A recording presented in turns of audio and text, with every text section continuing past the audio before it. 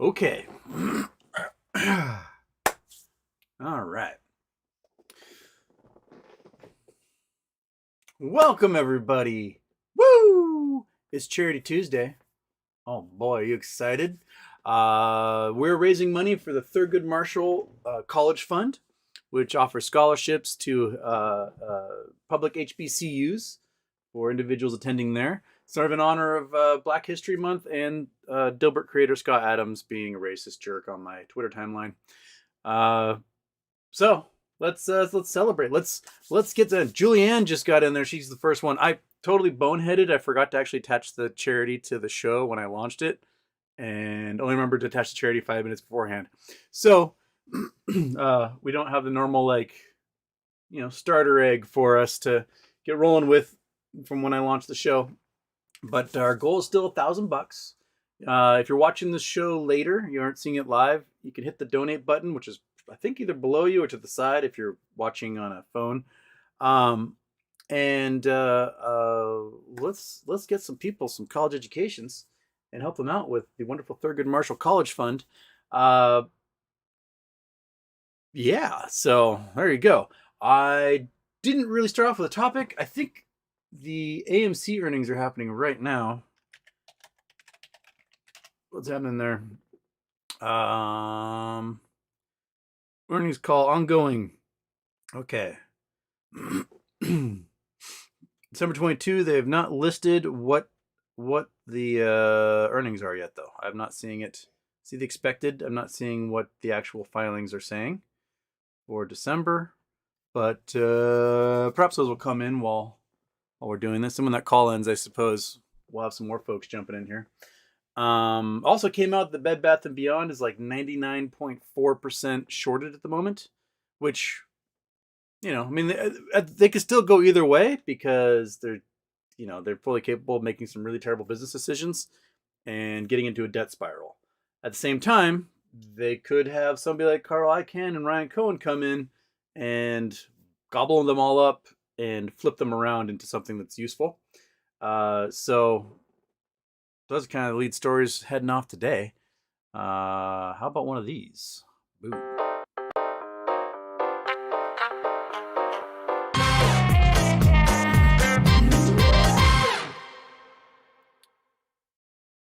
Okay. I got my note. I'm told to remind you that you can hit the join button down below and do all sorts of kinds of joining. I forget to do those things. Like, subscribe, tell your friends, put it on the TV for your mom, whatever. Let's get started. Oh, Andrew Stewart and Anonymous, thank you. We're getting started here with our Charity Tuesday. I will be popping in, reminding you to donate as much as you can. All right, we have $1,000 goal, and we're only 1% of the way there, 1.5% of the way there. So we got a ways to go today to get to our $1,000 goal, and let's do it. Let's make yet another successful Charity Tuesday. I know we already had one this month as Emergency Charity Tuesday for the folks in Turkey who suffered the earthquake. I don't want to thank you guys for jumping in and just open up your hearts and pockets for that. But this is our traditional Charity Tuesday on the last Tuesday of the month. And here we are. Okay. Wait, did I click on the right one there? Yes, I did. Okay. Yeah. All right. Sad Boy Incorporated, Houston, I'm working on an ethical cryptocurrency. I'll keep you updated. All right. Well, let's find out. I don't know what that means.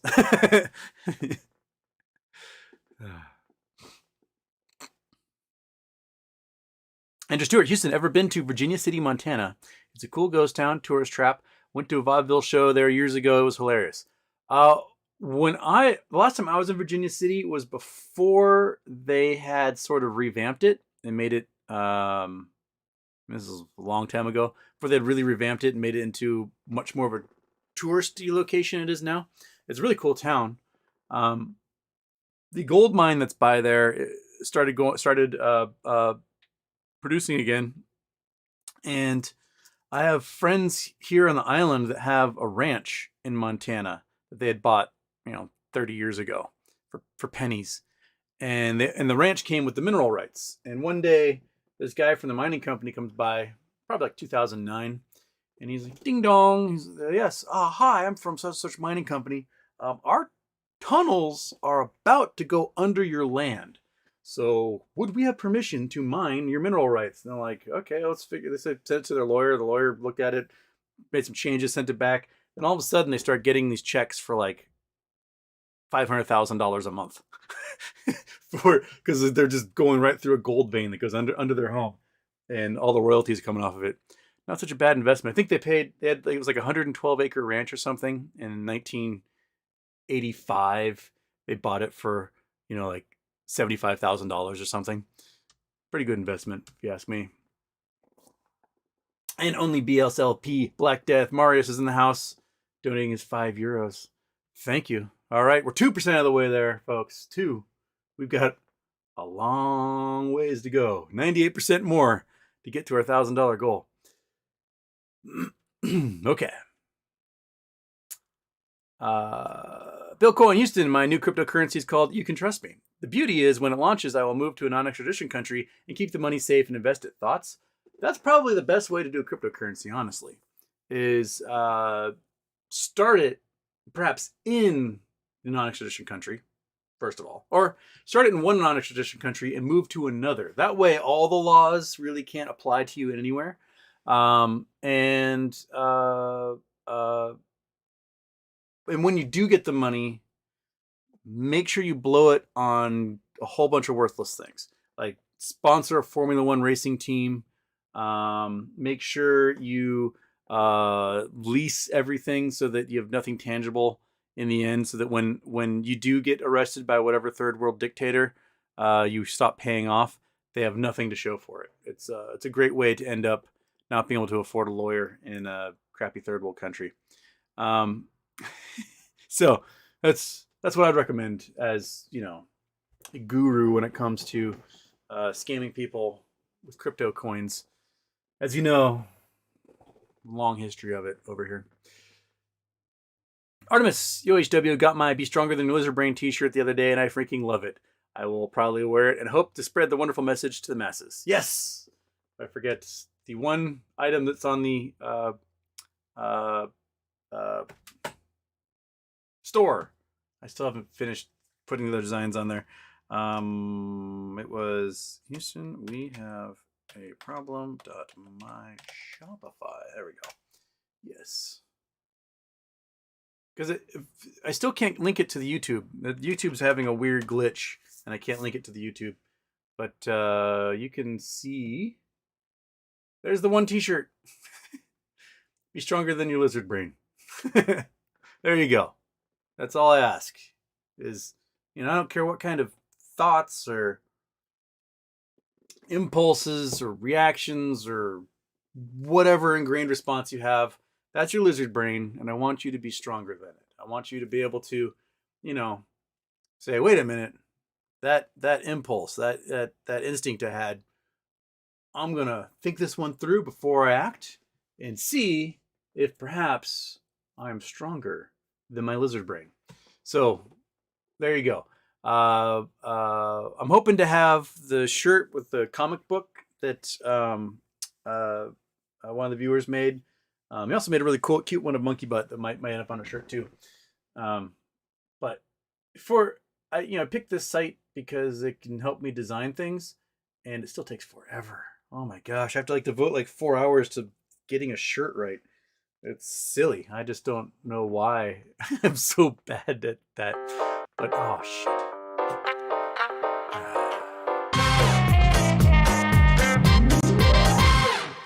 There we go.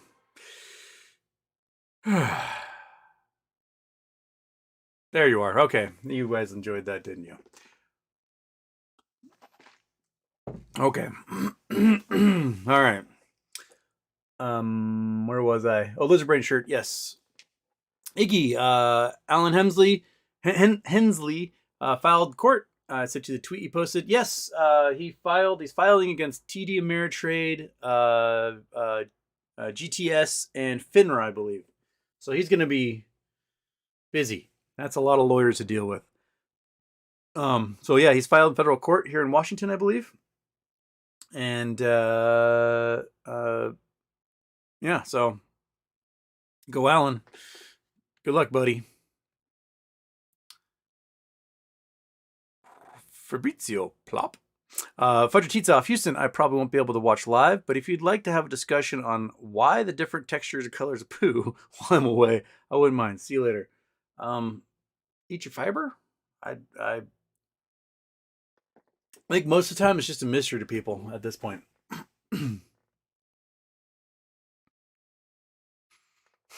Oh, and that's just okay.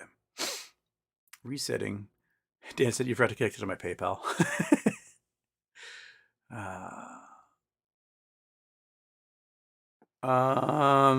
Tadulus. Taduli? Happy birthday. How the places for nuclear weapons tests are chosen, and what above ground spots you would choose if you had to. USA and the rest of the world. Oh man, that's gonna involve looking at maps here. So let's get the Google Earth running.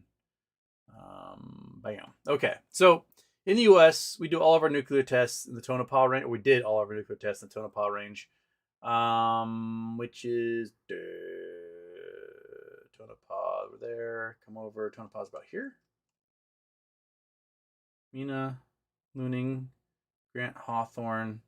Tonopah is somewhere yonder. Coldfield. Tonopah up here. So there's Tonopah, the city, which is a mining town. It's a very weird mining town because it's like the mines run underneath the town, and so there's certain places you can't actually build land because you might fall into a mine. There's some open pits and things.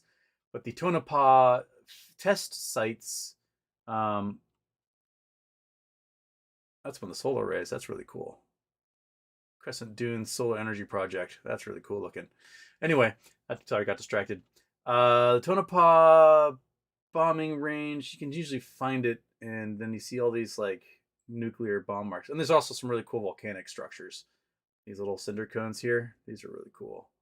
You drive right past them on your way to Bodie. Not Bodie. What's the name of that town?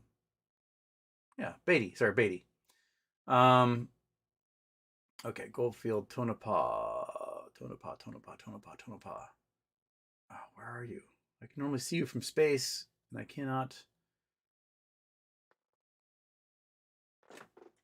Tonopah. Bombing range.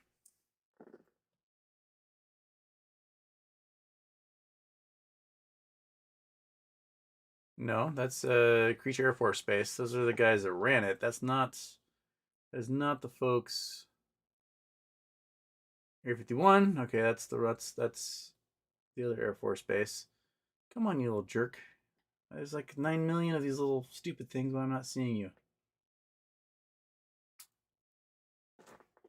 How about nuclear test site? Brown Mountain. Nevada National Security Site. That is not the bombing range. Oh, there, no, here it is. Yeah, that's the bombing range. Okay, so here we go. So see all these craters? Every single solitary one of these things was a nuclear test. Every last one of them. Boom, boom, boom, boom, boom, boom, boom. So many. So many nuclear sites. You can actually take tours of this. I have not done it yet because when I've gone through Nevada, I've had the monkey butt with me, and you can't take a dog on the nuclear tests tour. So and it's like 110 degrees outside, so I have nowhere to put her. If they had a doggy daycare, I would love to be able to go tour the nuclear test sites. So they did a whole bunch of above ground tests. And these above ground tests, people could like sit on their patios in Vegas and watch the tests happen. That's what's crazy.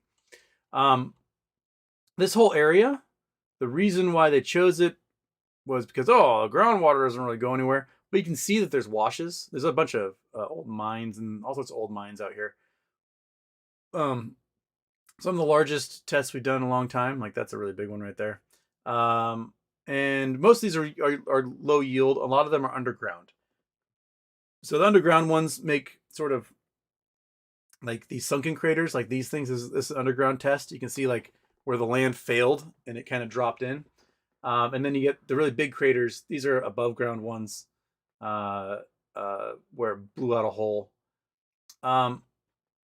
We do a lot of our nuclear stuff in Nevada because Nevada is a weird state due to it being a basin and range state. And you can see from the mountains that the mountains are shaped differently than mountains elsewhere.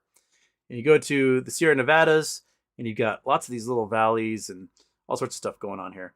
You go up to the Rockies, and the Rockies themselves, they are these long, kind of spidery looking ranges. But in Nevada, you got the basin and range. And we talked about that a couple of shows ago about how the land in Nevada sort of splits apart. And as a result, these blocks sort of fall at an angle. And you get this, mountain valley, mountain valley, mountain valley, mountain valley, almost northwest, north-south in shape. And as a result, there really isn't a drop of water that lands in Nevada that leaves Nevada. So most elsewhere in the country, water lands somewhere and it ends up going out to the Atlantic Ocean or going out to the Pacific Ocean, depending on which side of the continental divide you're on. But in Nevada, water in Nevada that falls in Nevada falls into places and ends up in these big salt flats like the Carson Sink, or all these little salt flats in the middle of all these basins and ranges where the water just kind of evaporates into nothing. And so we do a lot of our nuclear tests we did a lot of our nuclear tests in Nevada, while also trying to store our nuclear waste there in Yucca Mountain, which is just south of here.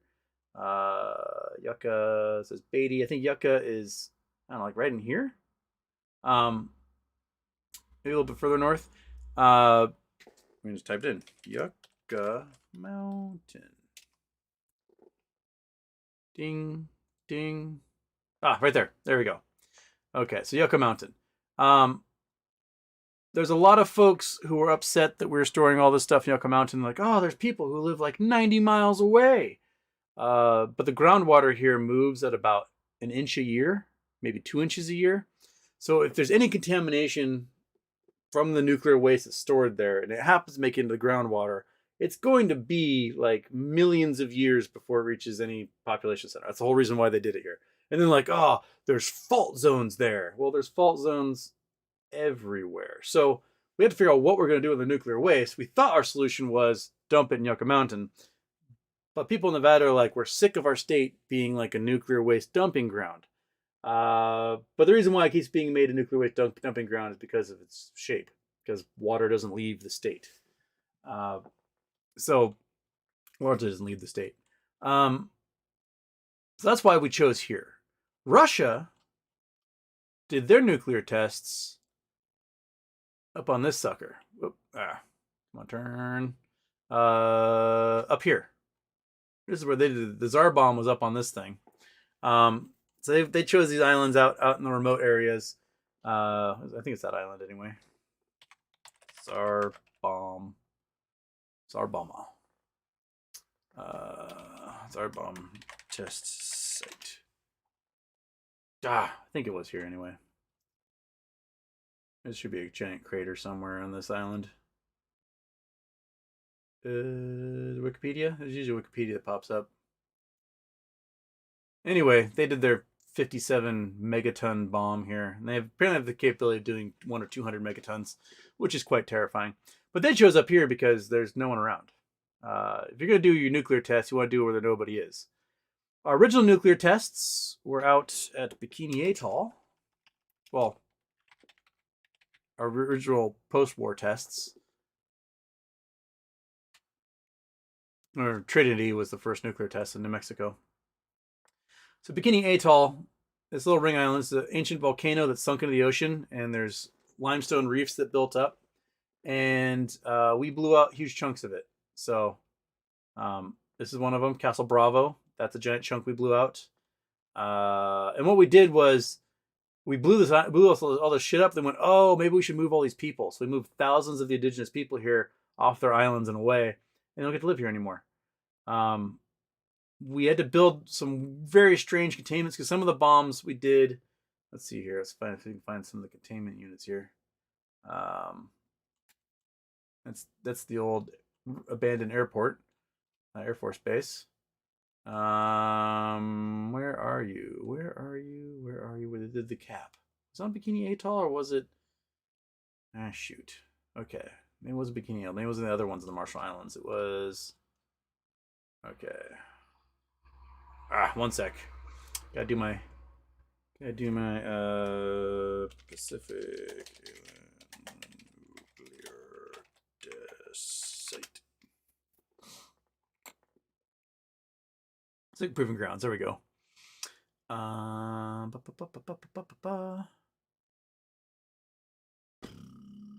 Strategic site. Operational site panned. Okay.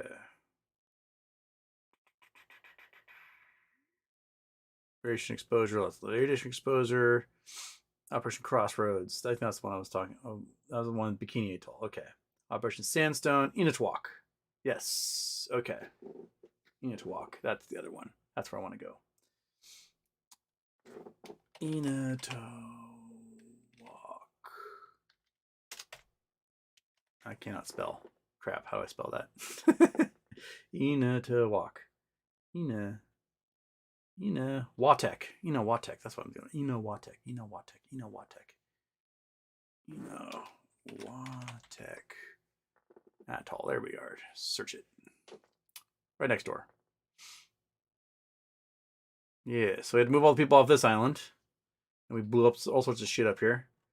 There's the old airport. Okay, let's see if we can find some of the holes we made. Reef. There we go. There's a couple. Boom, boom. There's a couple of holes. Nuclear sarcophagus. This is a giant concrete dome we put over this one because this one was especially radioactive. So we covered it with a whole bunch of concrete. Yay us. I think there's another one right there. Here's a big one. Yeah, Ivy Mike. That's a huge hydrogen bomb right there.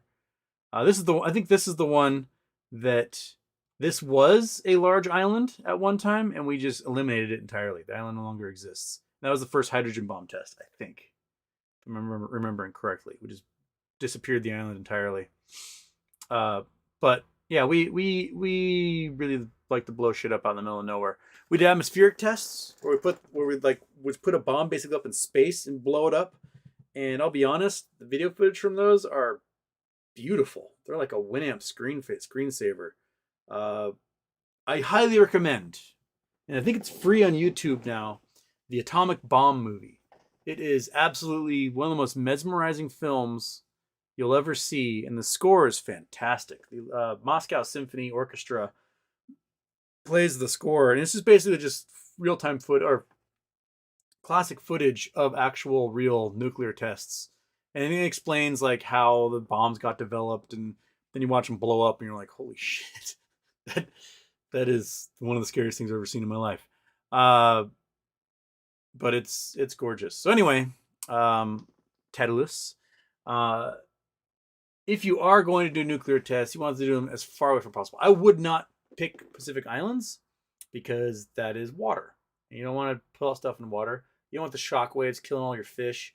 If you're going to do it, you do it underground in the middle of nowhere, so that you don't contaminate things and you don't have fallout and you don't, mess everything up. So that's what I would say.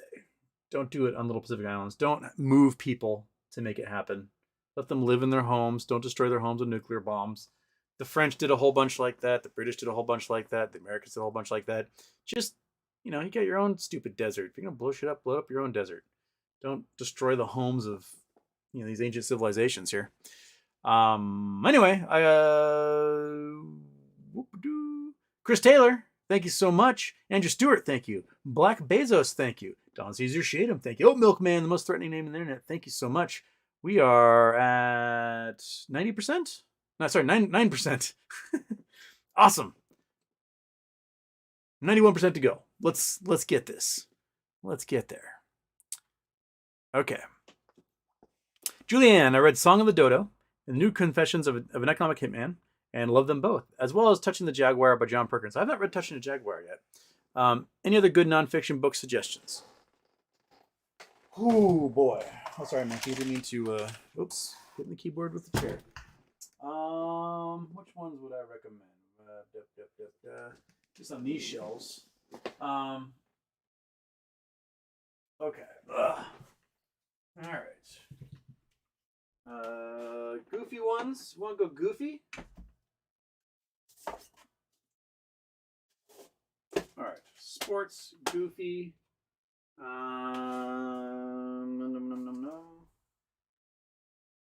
Oh, there's my Tesla book. It's over here. Okay. American Lightning.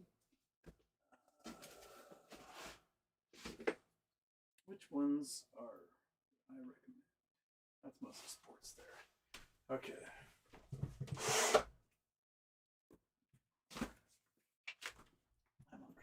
All right. Quick, dirty. This will give you like 10 years worth of reading.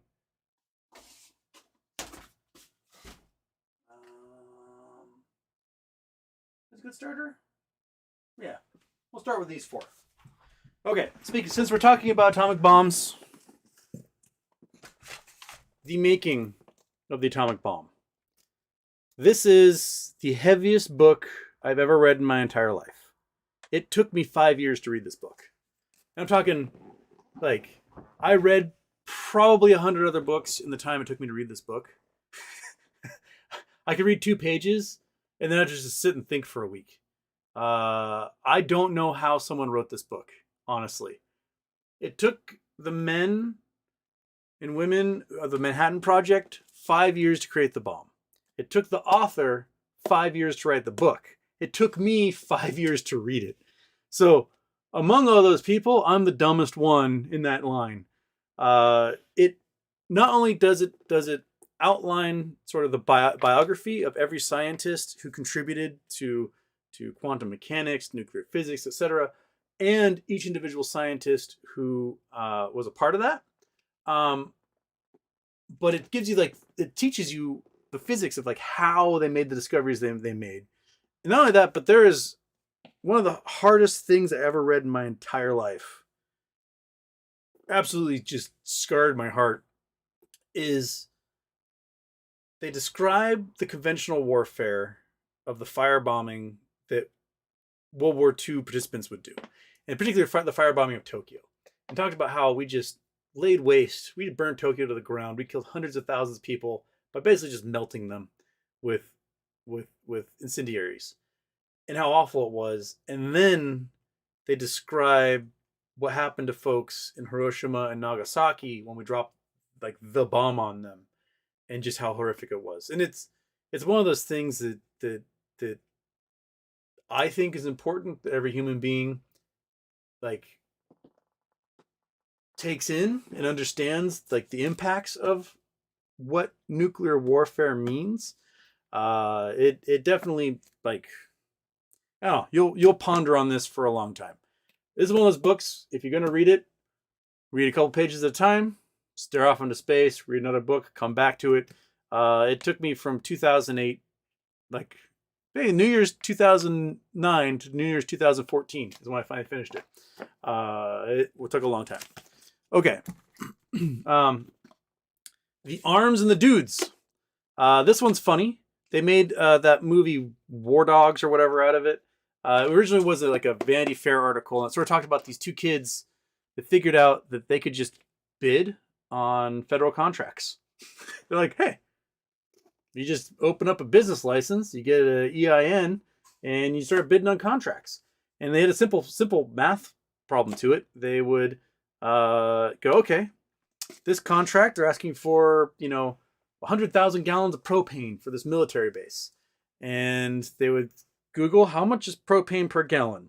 And it would say like, $2.85. They go, okay, $2.85 times 9%, and that's what we're going to make our bid. And so they would bid. The government would give them the contract, and they would just call up the propane company and be like, hey, can you deliver this 100,000 gallons to this military base? Here's a check. And what they would do is they go to the bank and they would get a 30-day loan. Once it got delivered, then the government would pay them, and they made their 9% profit. And they started doing this for all sorts of different contracts, for military helmets and like bullets. We need 20 million NATO rounds for our machine guns. And they would call up like Smith & Wesson and be like, hey, how much is 20 million rounds of bullets? And like, oh, it costs this much. So then they would just go to the government and they'd say, hey, we'll do it for this much plus 9%. The government would give them the contract. They would just call Smith & Wesson and say, deliver all those bullets to that military base over there. And Smith & Wesson would just deliver the bullets. It's pretty hilarious. Anyway, their undoing was twofold. One, they didn't bribe senators. So they didn't do any donations to like any military, any senators or congressmen. So they had no like government backing for when they did goof up. There was no one to be like, oh no, because if Raytheon goofs up, if Boeing goofs up, if Lockheed Martin goofs up, Northrop Grumman, they've got senators on their payroll who will make sure that, you know, slap on the wrist at most. And two, they underbid on a huge contract to outfit the Afghan military and police, and it pissed off the Raytheons and the Boeings and everyone else because they underbid by like 10x. So, funny book, great read. If you want to do goofiness, Bruce Campbell's Confessions, If Chins Could Kill, Confessions of a B-Movie Actor. This book was hilarious, and it gives you an insight into like being an also-ran in Hollywood. And he's a funny dude. And it, you know, he, Sam Raimi, Coen Brothers, they all kind of grew up together, making movies together. And just a beautiful, funny read. And I think I got mine signed. There we go. Hey, Houston, shop smart. And then sports-wise, I really enjoy. Jamie Moore is my favorite pitcher ever, but his biography is probably the best dive into sports psychology I've ever read. And I've got like actual sports psychology books, but this puts it into perspective from the perspective of like a player who was a head case early on, who overcame it, and in his 30s became one of the most dominant pitchers in baseball. Just fantastic read. I mean, the dude pitched until his 50s, and you know, should be a Hall of Famer. I think Jamie Moore should be a Hall of Famer. So this one, just tell me I can't. It's like, I think it might be self-published or something, or a small publisher. But anyway, fascinating book. So there's 4 of them for you to read right there. Okay, SJ. Woo! Thank you, SJ and Justin G. We are 30% of the way to our goal for the Thurgood Marshall College Fund. It's helped celebrating Black History Month and giving the finger to Scott Adams. So, you know, nothing like a revenge best served donated. So there we go. Thank you so much. All right. We got $700 more to go, folks. Let's do it. Got kind of a small audience right now for a Charity Tuesday. What's everyone doing?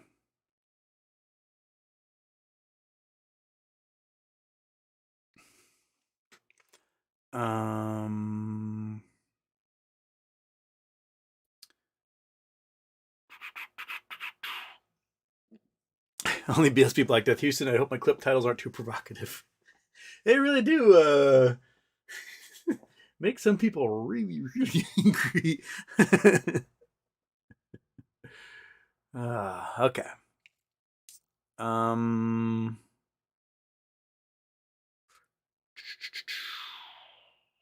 Black Bezos, someone filed a lawsuit for MMTLP. Yeah, it's Alan Hainsley. He's here in Washington.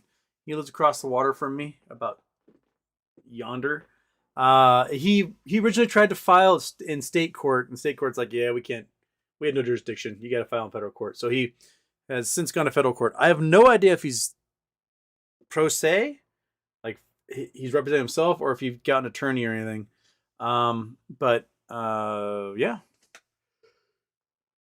Ooh, excuse me. More people who can file lawsuits and tie these guys up, the better chances are we've got one. I would love someone in a little tiny rural state, like your North Dakota, Wyoming, something like that. Go to the federal courthouse, file a suit there. Because that judge is going to be like, oh, damn, this is way more interesting than anything we've ever worked on. And they've got just as much power as a judge in Seattle or a judge in New York or a judge in Florida. Those rural federal judges, they want interesting cases too. And I would, you know, if someone happens to be in North Dakota, by all means. You know, Rosa said you can use her complaint in paperwork as a framework and just sort of work around it and file. So get in there, right, Monkey? Right, buddy? Yeah, get in there. Okay.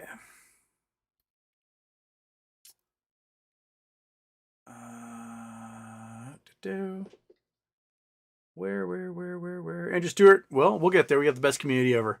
We do. It's kind of a small community today. I mean, I did do a show last night. Maybe people are Houstoned out right now.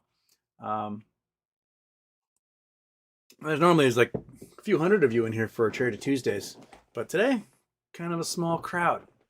But we're getting there. 30% of the way there.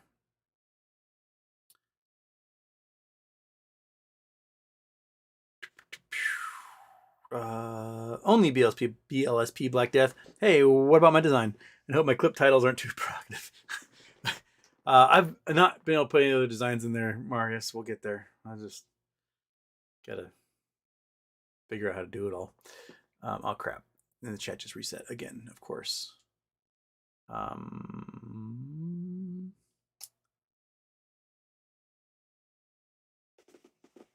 Dan Sanchez, my lizard brain is physically makes me lift more though. Well, you might have a very strong lizard brain if that's the case. Keith Nikase, not Niswa. Hey Houston, I like monkey butt and lizard brain, but I'd like a shirt that says Houston we have a problem, please and thank you. Just a straight Houston we have a problem. You want the logo that's the one that I have that's from the intro that's on like the YouTube page. I can do one of those easily. Otherwise, I'm going to have to figure out how to design something differently. Again, I've got no design skills, so I need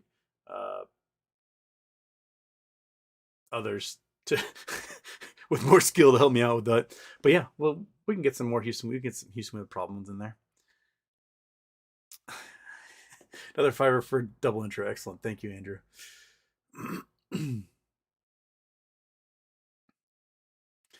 Glad to fund the future. Yeah. Chud McGruff. Houston, can't we launch all the nuclear waste into space at a speed where it leaves the solar system or launch it into the sun? There are certain international rules about launching nuclear material. So the nuclear material we can launch are nuclear batteries put into space probes and satellites. And those are, how to describe them? They're like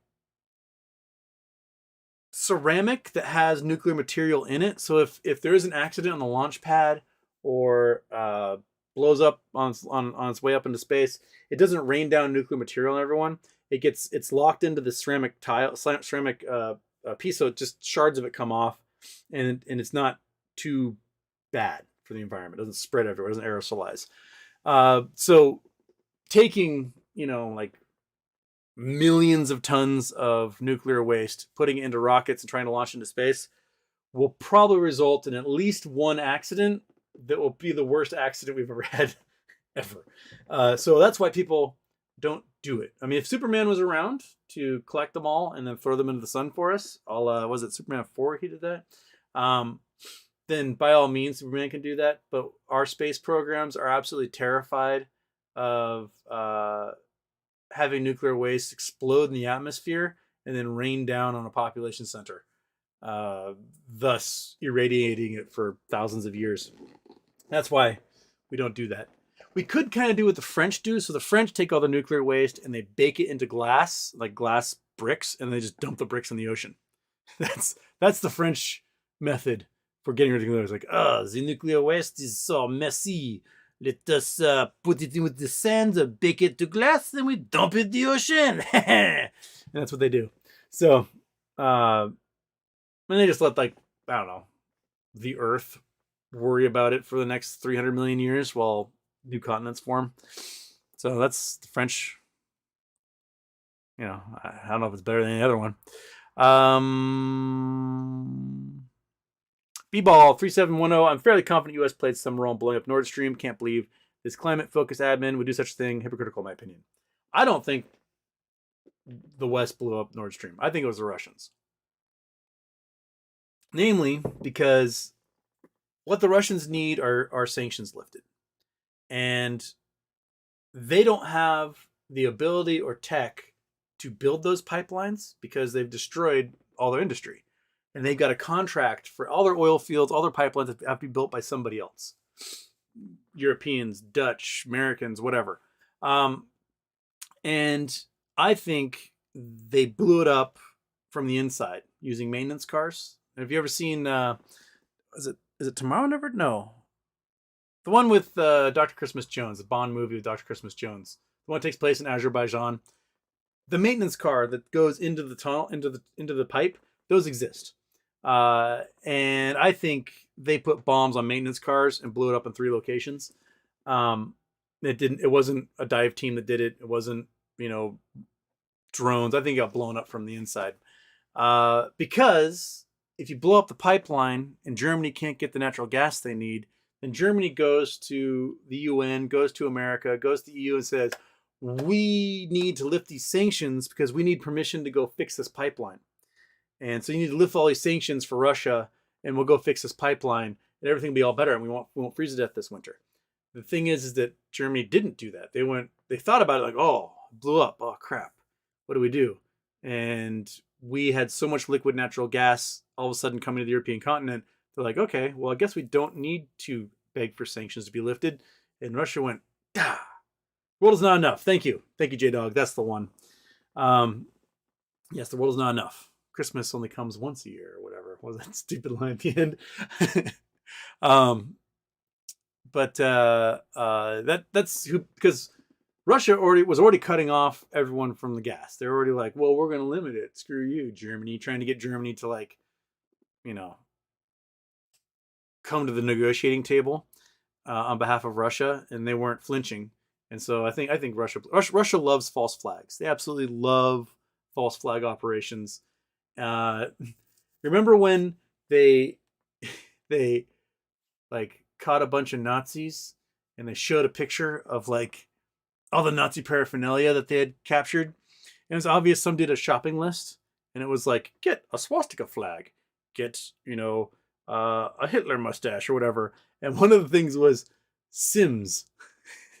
They wanted them to have a bunch of SIM cards to show oh, we have all this secret data on these SIM cards. And the dude went out and bought actual PlayStation 4 discs of The Sims. Or before the war, the commandant who was in charge of the Russian commandant was in charge of the Donetsk. They said, oh, there was a bomb attack on his car. They showed a picture of his car with the license plate. And it was a completely different car than the car he drives.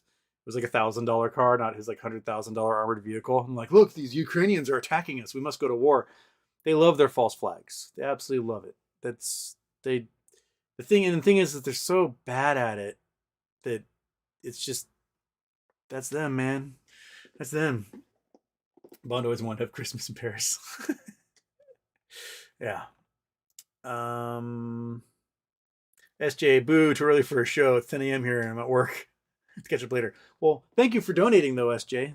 That was wonderful. Yes, Julian, like Dresden, exactly. Bill Coyne, just watched the atmospheric atomic bomb video. Frightening. It is. I mean, let's pop it up right here. Let's show you.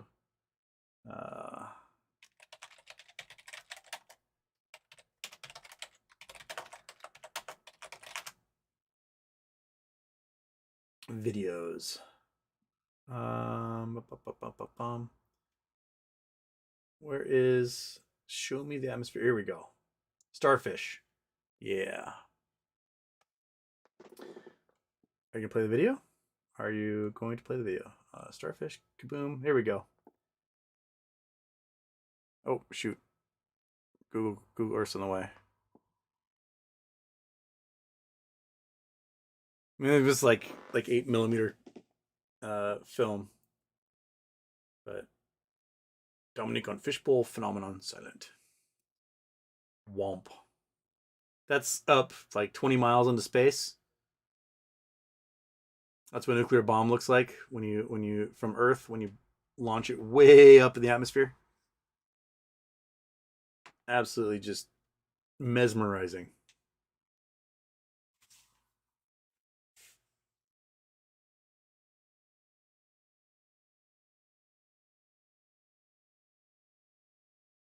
I have Sauron stuff, man.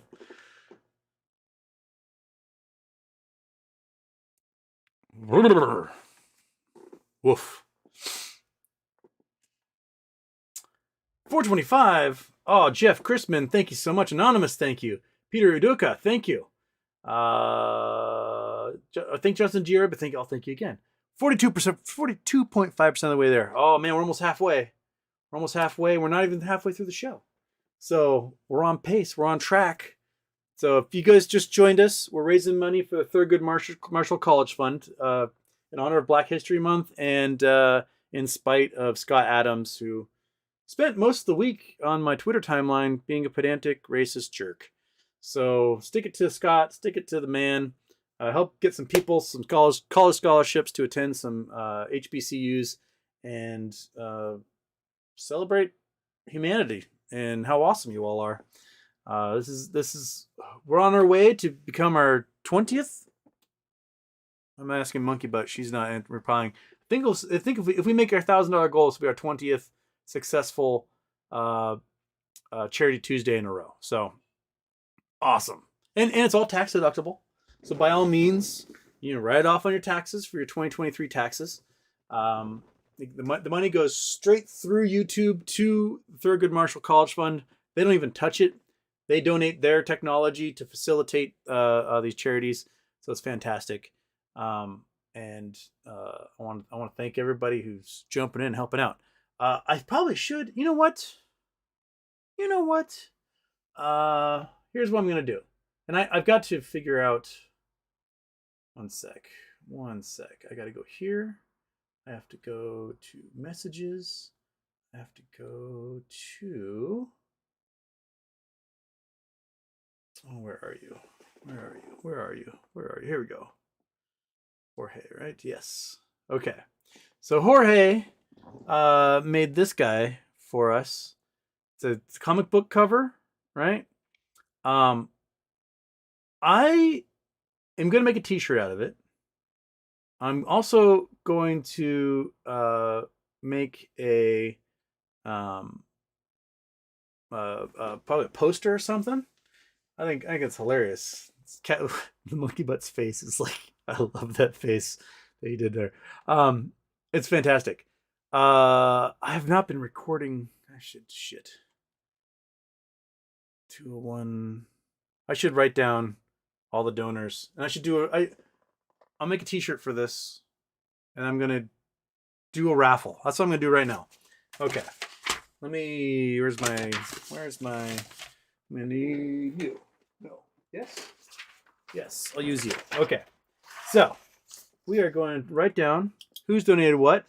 I'm gonna do a raffle for the live viewers. I'll make a t-shirt for this, and I will send you the t-shirt for whoever wins the raffle. Sound good? Right? Every dollar is an entry, just like we did for Christmas time for the calendar. I want to make that into a t-shirt. Pick your size, and we'll send it to you. That's going to be this month's thing. So, Julianne was our first. She did $5. Andrew Stewart, I think he was at 10, right? Because he did donate twice. 5 there. Anonymous, can't count the anonymous. BLSP. 5.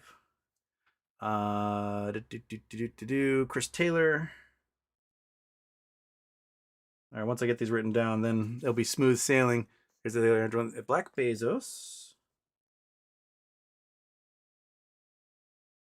And that was 5. And Don Caesar Shadem. Oat Milk Man. SJ, big one coming in here. Way to go, SJ. Justin G. 10.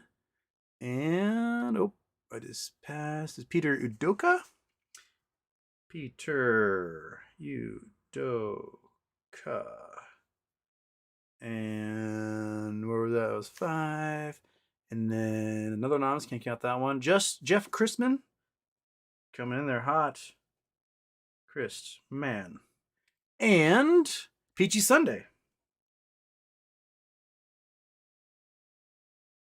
Okay. All right. So, got the list started. Boom. Every dollar donated is a dollar towards, or one entry towards getting a goofy ass T-shirt that looks like that. How's that sound? I don't know if that's going to entice anybody, but that's what we're going to do. Once I got to make the T-shirt on the shop page, but you're going to get.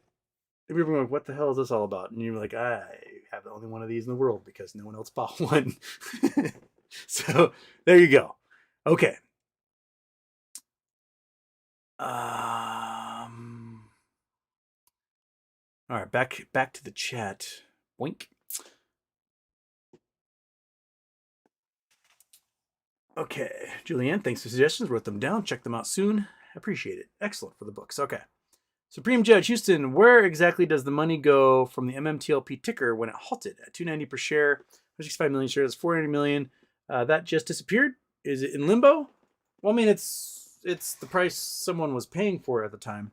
So it's like the money disappeared. The money was in someone's account somewhere. If you bought the stock, you sent money to that person, and you received the stock, and the money just is in that person's account. The value of the stock is 0 right now because it's not a tradable stock, and NextBridge has not announced a presumptive cash value for shares that they have.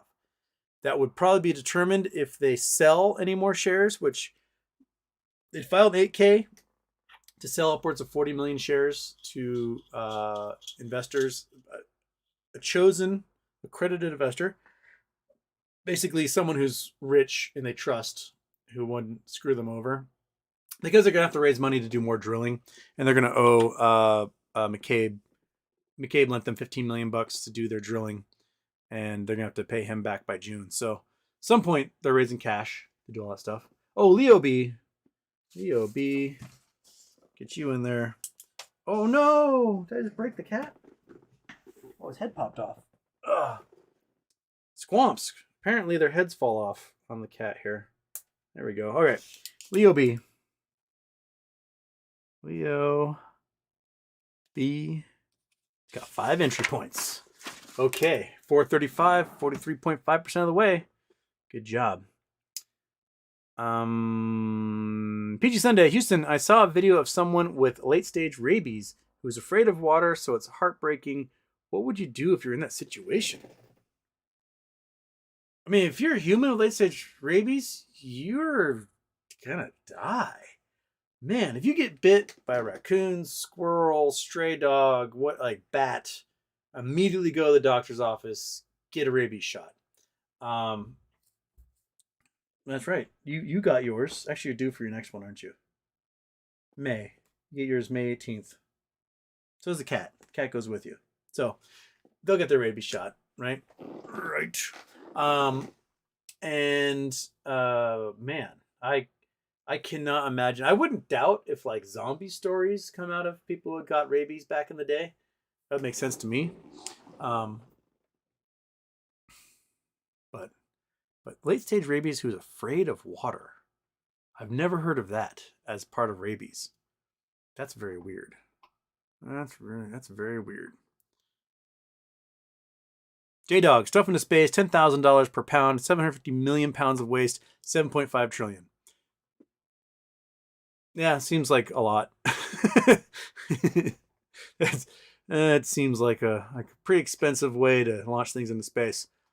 And okay, what's the largest payload that a current rocket can do?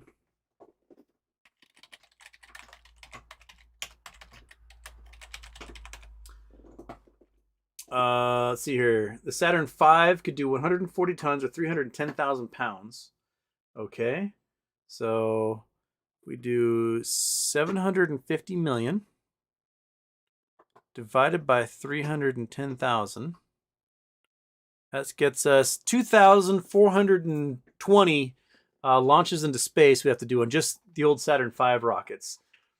How many Saturn V rockets failed?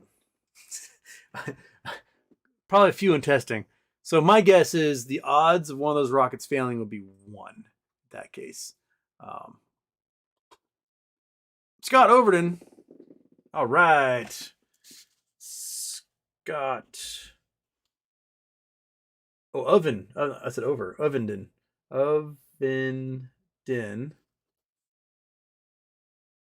All right. Boom. What, $50 in there? Sweet. Okay. I like the raffle. That raffle idea is good. Let's have myself in the back for that one. Okay.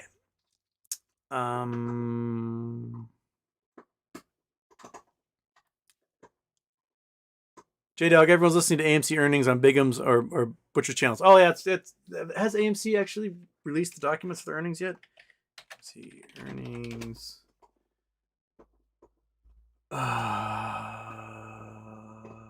Third quarter.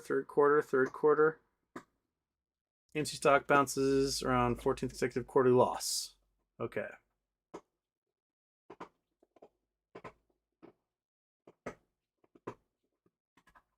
AMC beats... Oh, God. Stupid make me pay for crap. AMC beats revenue estimates as Avatar lures movie fans. Okay. So beat their estimates. Awesome. Revenue quarter was $990 million compared to analyst expectation of $977, so it beat that. Great.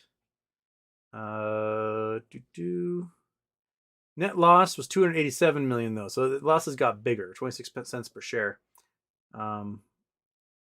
Last year was 13 cents a share, so they're having bigger losses now than were before, probably because interest rates on debt are higher. Would be my guess. So revenue being up, awesome, but costs are also up, which is not awesome. Okay. So what's it doing after hours? After hours shows up faster on my phone than it does on that. Down. So it's down about $1 after hours. So it hit a peak of 8.42 this morning, and now it's down to 6.47. So it's down $2 from its peak earlier today. That's what they do. They love to short things the day of earnings and just hammer the price down. They do it every single time. Probably should have got puts. Every time someone's going to do earnings, just buy puts. Next day, just weeklies. Next day, make a couple $100, be done. Okay. Iggy Lemon. The average person can only take so much Houston before Houston levels cap for billing period.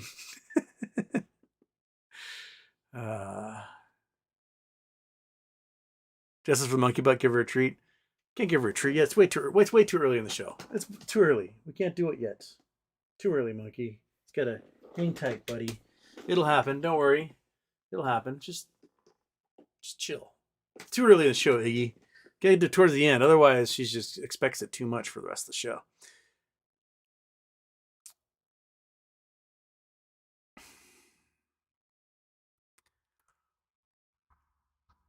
Chris Taylor, the maniacal Moon Man face would be cool. Oh yeah, the Moon Man from After Dark intro.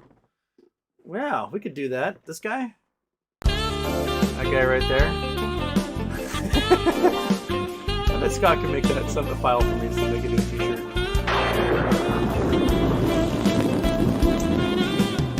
Yeah, I bet Scott could do one for me. Oh no, dang it! Well, almost did it again.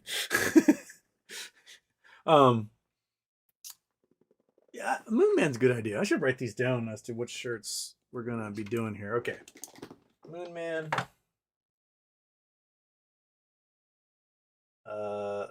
And have a problem, just a general Houston problem one. I was gonna do a Monkey Butt shirt, Monkey Butt Destroyer World shirt.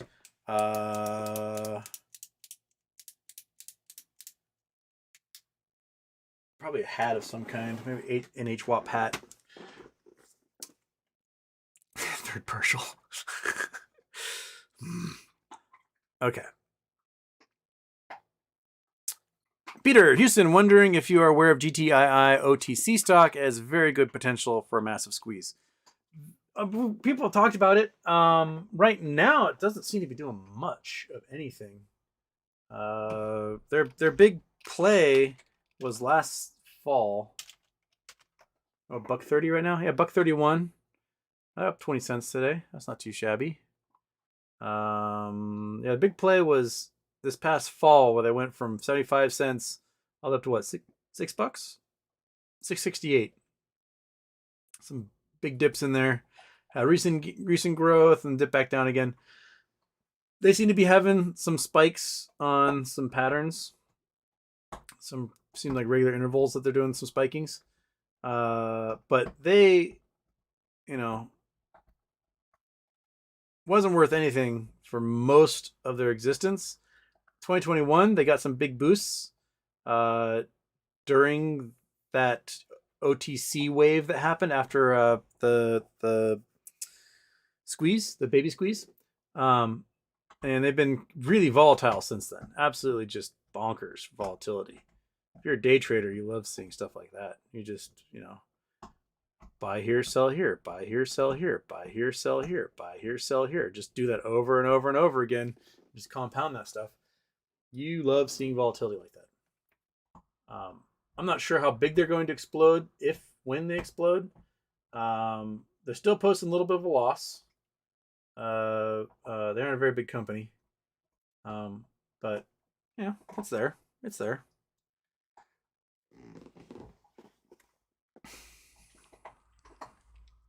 Chris Taylor, yas, lol.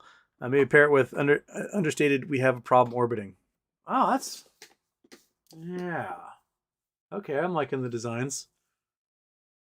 And if you have design skills, by all means, I will gladly use your designs. Put them on a shirt. Peter Doka, if the lawsuit stops a reverse split, you think AMC might have a nice move?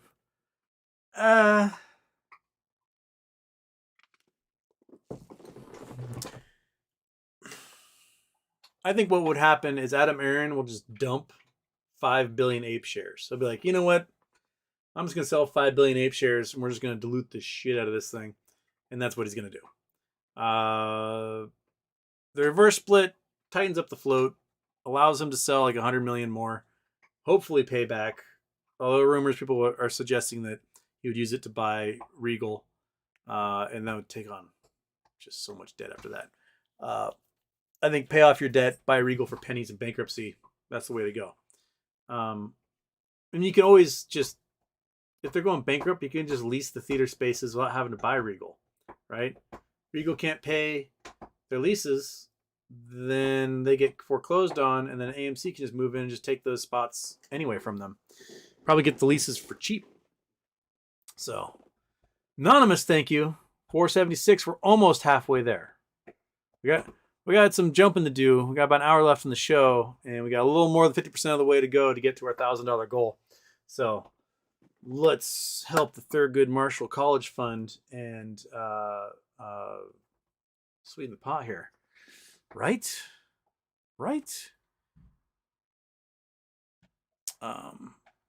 Yeah. Is it? What? Sorry, something just froze right here. Do your thing. Dang it. There we go. Okay. Oh, there's not anonymous. Awesome. Thank you. Almost halfway there. We're so close. We are so close.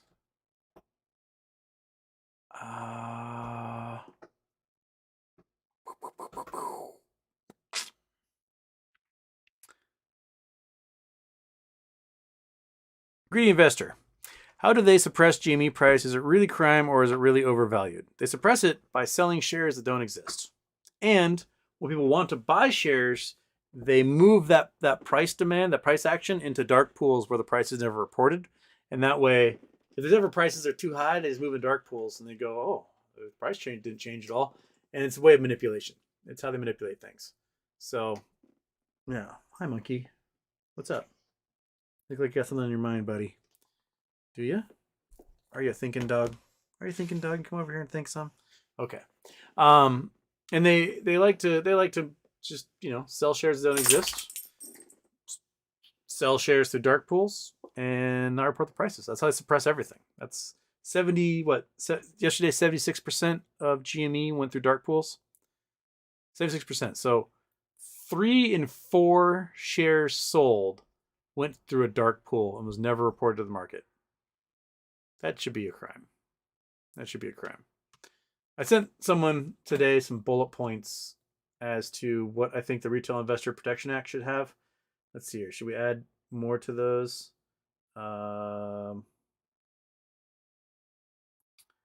Wasn't that one?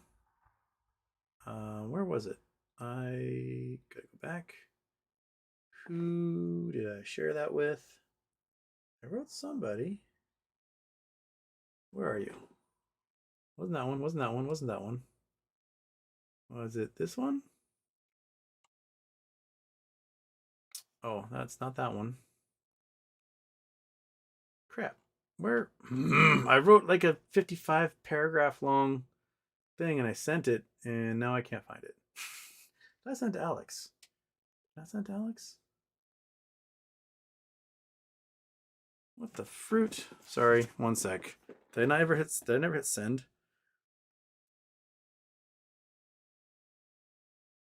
It says I did. Oh, it still says sending. Okay, well that doesn't help anybody. No wonder it doesn't pop up on the desktop. But basically, okay. So, number one, end naked shorting of all kinds for all participants. Make the fines 150% the value of the security sold and not delivered. Make 3-strike rule that if naked shares are sold 3 times, the fund, individual, market maker, institution, etc., loses their license. They no longer have access to any of the securities markets. They can't be trusted. Moving on. You guys lose your license. Number 2, end dark pools. No one should be allowed to make deals that aren't visible to the rest of the market, and payment for order flow along with this. So, end dark pools, period. Every stock bought and sold should go through the market. This even means special acquisitions, right? If you have a company that's like, hey, I want to buy 100 million shares of your company, and I just want to like do a special deal with your company, no, put it through dark pools. Everyone should see what's going on. I mean, if you buy a house, you still have to report the sales price to your county assessor, right?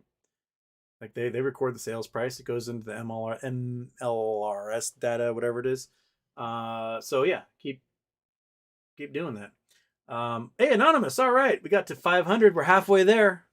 Woo! Thank you. And high frequency trading. It's only used for manipulation arbitrage and offers nothing to the markets as a whole. Retail has no access to supercomputers that do high frequency trading. Unfair advantage. Once a stock is purchased, begin a 5 to 10 minute clock until you're allowed to sell again. The same share can bounce back and forth theoretically millions of times with high frequency trading, manipulating the price, doing strange arbitrage shavings. You and I don't have a supercomputer that can do that. And therefore, slow it down. Just slow the market down. Eliminate high frequency trading. Take away a whole bunch of this weird phantom volume that can happen on shares and make it a logical market. If you buy a stock, you have to hold on to it for a few minutes before you're allowed to day trade it away. It will make people think a lot more about what they buy. 4, members of Congress and their families not allowed to trade securities. That one's pretty obvious. 5, regulators cannot hire from the private sector. And if the government regulator moves to the private sector, they cannot come back. One and done. That's it.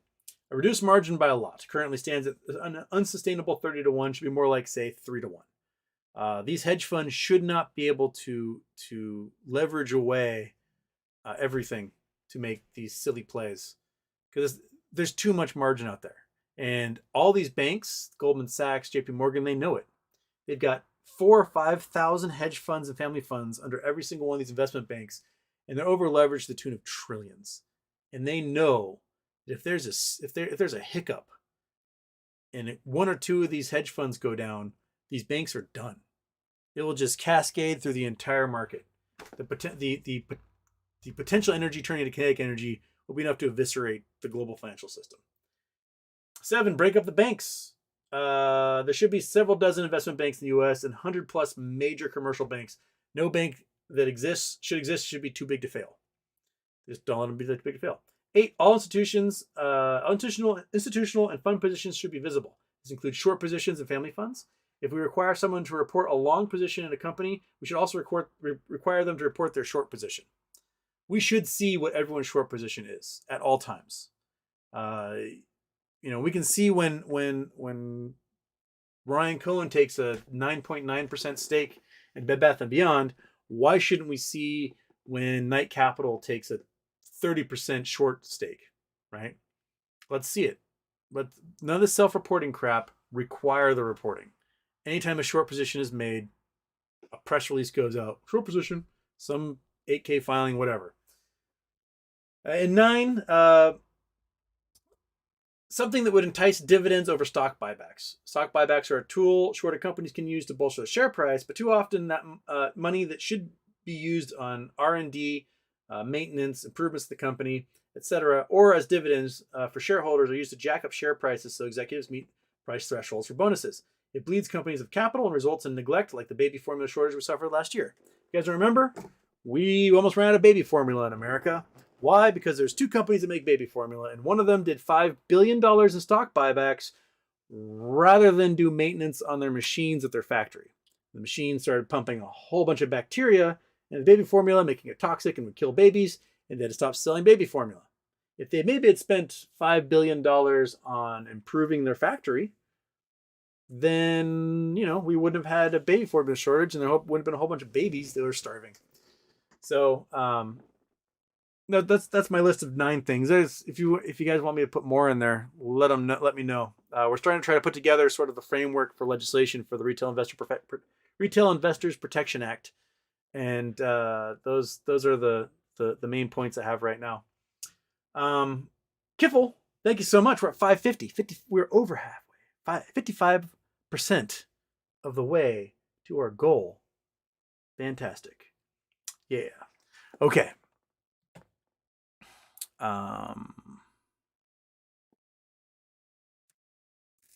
G-Font, I agree with your thoughts, but there's a ton of evidence of the U.S. blowing up Nord Stream. I don't think there's a ton of evidence of the U.S. blowing up Nord Stream. The evidence I see stated was that there's a helicopter 30 miles away.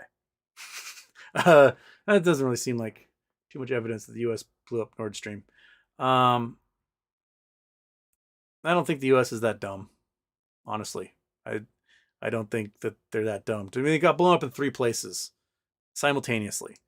And the article that was written was like, the U.S. did it. What's his name? Seymour Hersh. He cited things that were physically impossible.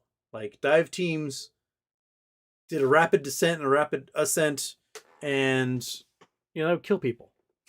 They would get nitrogen bubbles in their blood and they would just die. You would have to put those people into pressure chambers for like weeks on end. No, that's not how it's done. You do not do that with divers. So I don't agree with the Seymour Hersh article.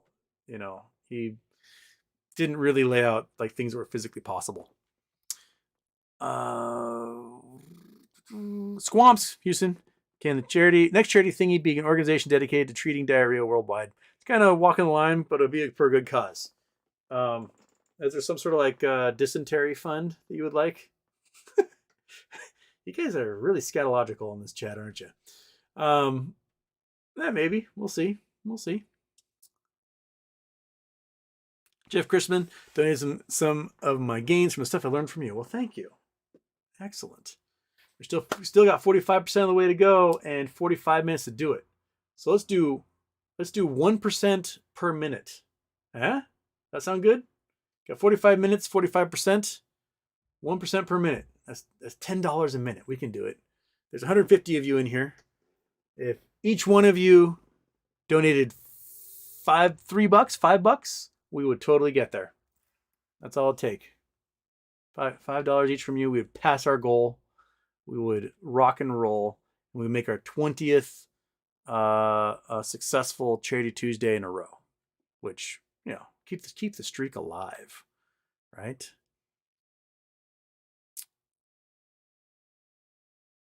Want Ortega earnings from GME in March. Hopefully they are spicy. I think so. I actually this morning I bought 33 $5 BBBY calls because they were cheap for April 21st. I forgot. You know what I forgot to do? I forgot to put Kiffle down here.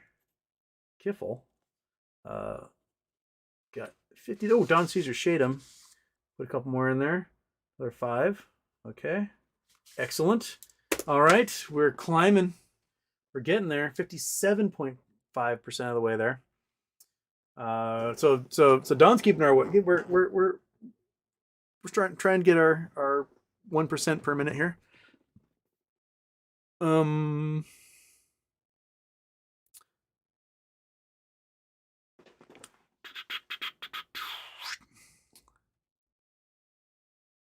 Mike Dunphy will never donate to a race-based school. Very sad.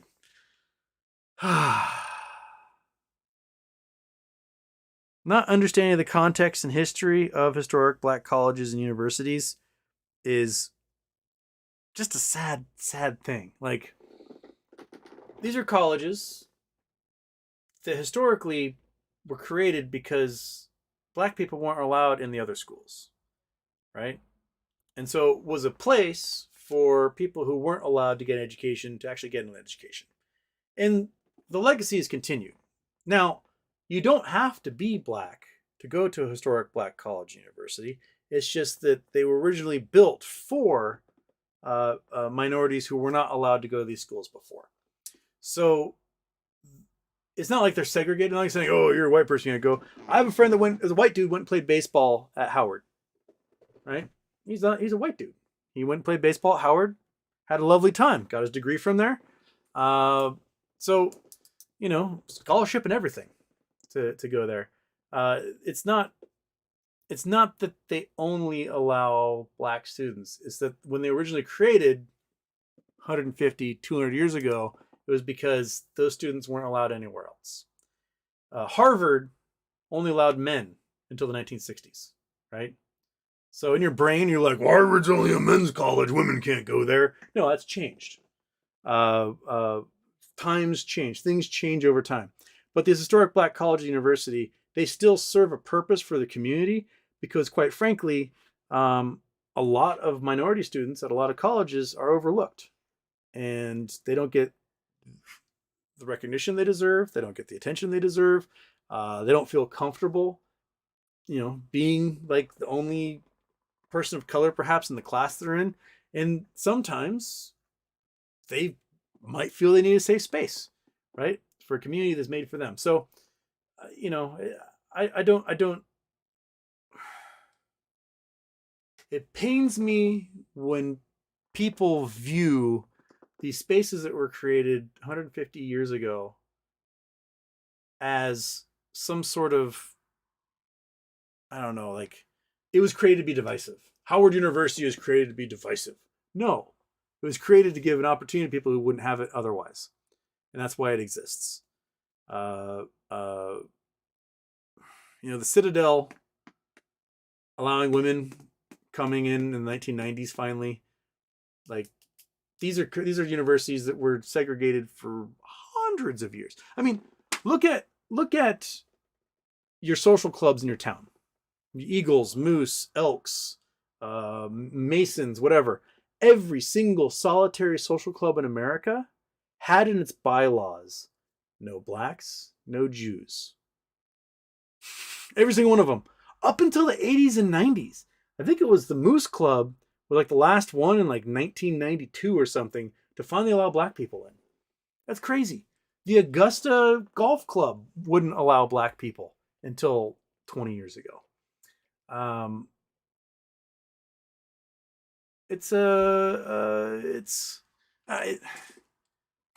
There's a difference between creating a space to exclude someone and creating a space because you're excluded. That's what I'm trying to say. So it's Black History Month. Let's support some HBCUs. Let's help some people get some scholarships and get educations. Let's take it to Scott Adams, who literally wants to create segregation. So, right, Monkey? Right. And on that note, Monkey, we'll give you a treat. Yeah. Because Monkey deserves a treat because that's one on the rant. Right. You want it? Gotta come get it. Come get it. Come get it. It's right there. It's right there. You can reach for it. Come on. It's right there. Just don't struggle. You just reach. It's right there. It's right there. Just reach. Lean. Oh, there you go. Oh, you dropped it. You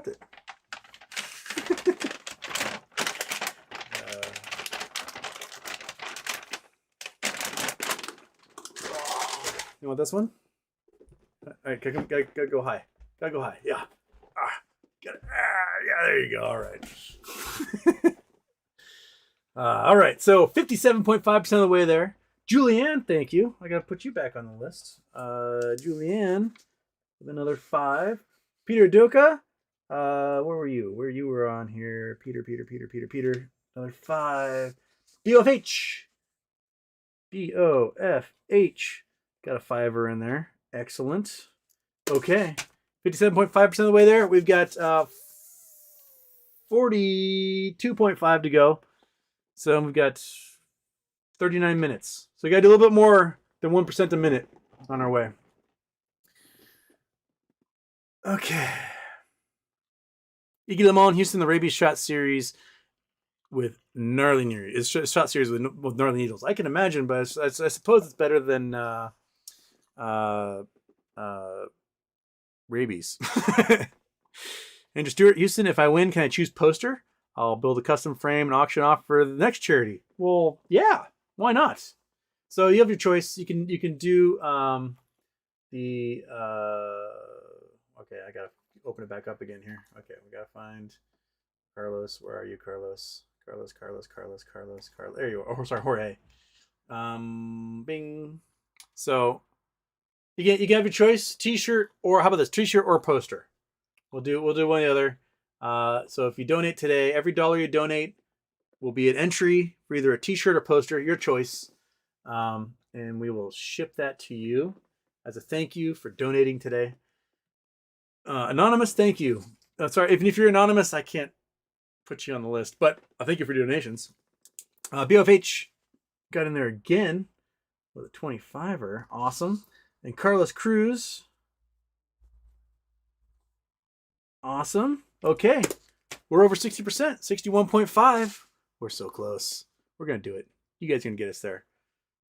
What really happens is Jorge is going to get us there with this amazing 1980s Saved by the Bell shirt. Look at this thing. I would wear the shit out of that. That's like the party cups you'd get at the roller rink. My middle school had walls like this. It was the construction started in 1992 and it was completed in 1995, and that is what the school looked like. You could take the entire school apart with an Allen wrench. It was amazing. Leo B. Oh, I got you in here. Okay, Leo B. Now there seems to be a fight. We got a fight going on. Good classic charity fight, right, Monkey? Yeah, fighting for charity. Okay. Julianne, rabies is also called hydrophobia. Well, see, now I'm learning things about rabies here. Water causes your throat to clamp shut. Oh. Peter Duke, any thoughts on my question? Did we answer that earlier? I think we did it under when you donated. We finally got to it. Took me a while to get there, right? Oh yeah, about GTII. From what I heard, it's a potential squeeze. I don't know enough about GTII specifically. My brain, when it comes to stocks, I can hold like 10 of them in my head, and it's like this peripheral satellite one's been orbiting since like September. But Mikey, your nose is so cold. Okay. But you know, seems to be something that the squeeze potential is definitely volatile enough. Okay. Squamps, why not use NASA centrifugal slingshot and just yeet garbage into space? That is hilarious. If you guys haven't seen the slingshot, it is this giant machine that puts, I don't know how many thousands of G's onto something, spins it around, and then lets it go, and it flies off at a tangent at escape velocity and fires into space. They tested it on some like solid projectiles. It is ridiculous. I don't know how they're ever going to launch a satellite with how many G's it puts onto. Like, I can just imagine any circuitry just turning into powder as a result of the G's that come on there. But you don't care about G's when you got sloppy nuclear waste. Liquid is hard to spin. I don't know if you ever tried to spin liquid. I remember we did a test in middle school with a film canister. No one has film canisters anymore, but you'd fill one with sand and one with water and one with like a steel cylinder, and you'd spin it. And the cylinder spin just fine. The sand spin okay. The water wouldn't spin at all. And because there's a whole bunch of like inertia inside that water, molecules going in different directions, it's really hard to impart that inertia onto the water to make it spin. So if you got a whole bunch of like liquid goo that's sludgy waste, like uranium pellets probably fine, but to get that momentum going, man, that would take a lot of work and a lot of energy. But then you fire that sucker into space, that'll be pretty hilarious. I mean, everyone likes a good catapult or trebuchet. I'm all for, I'm all for that. Swamps, I like your idea. Just put it that way. Ed Yonzif. Yonizov, sorry. I'm probably butchering your name anyway. Ed. Yoen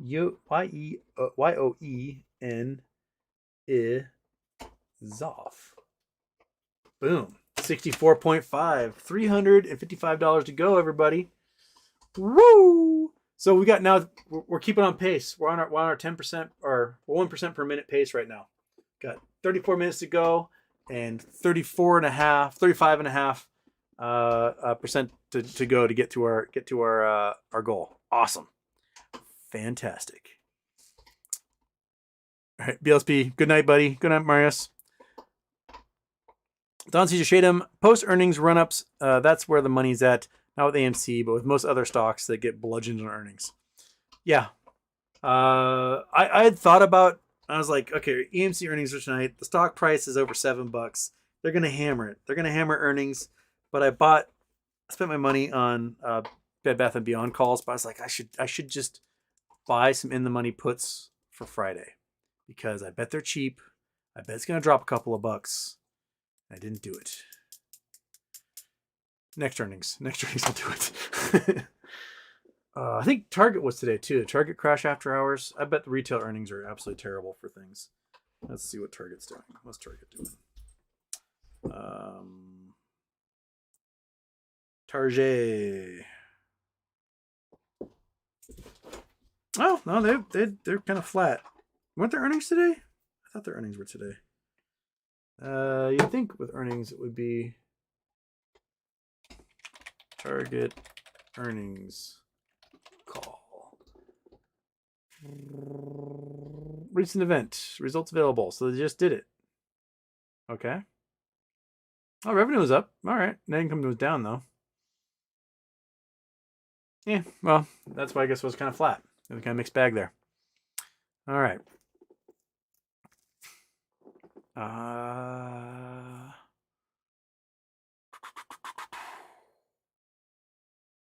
Intros for fivers. All right, I lost my place again.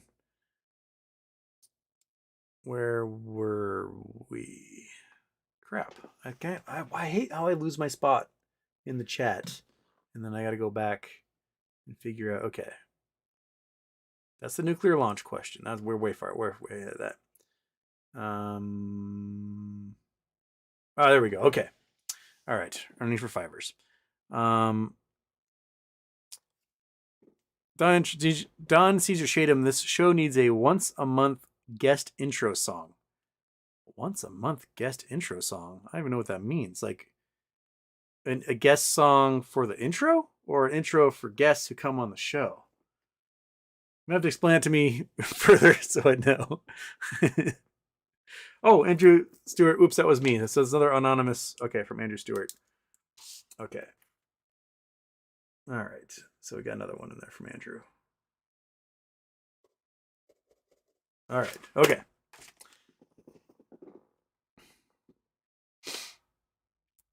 Don't see Shadem. Anonymous. Are you Captain America? Awesome. Nick Bourguignon.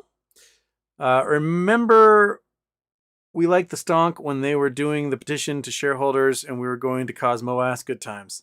I was part of that chat group, the Discord group that got the petition together.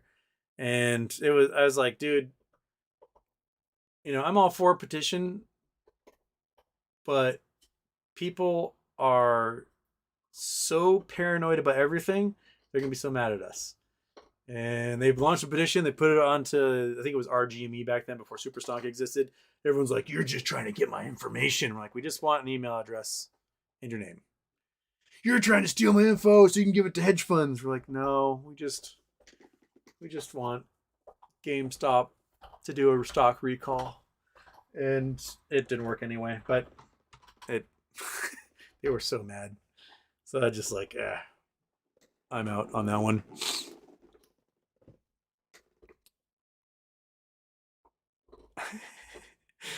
Don't see your state of idolize those days. Ignorance was bliss. Great times. Yeah.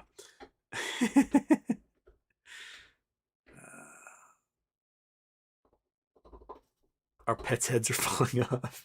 It's true. The little cat head, I didn't realize the cat head just comes right off. And the cat no longer has a head. And you can put it back on though. So Squamps, I'm sorry to keep decapitating your cat.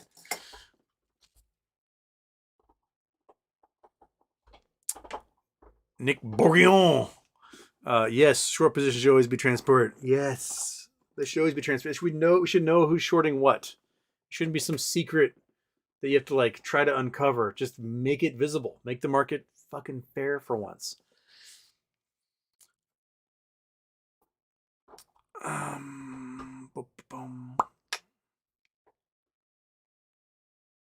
Dan Sanchez, all porn sites must be blocked at hedge funds. What else are they going to do with their day? They got algorithm doing the rest of the work for them.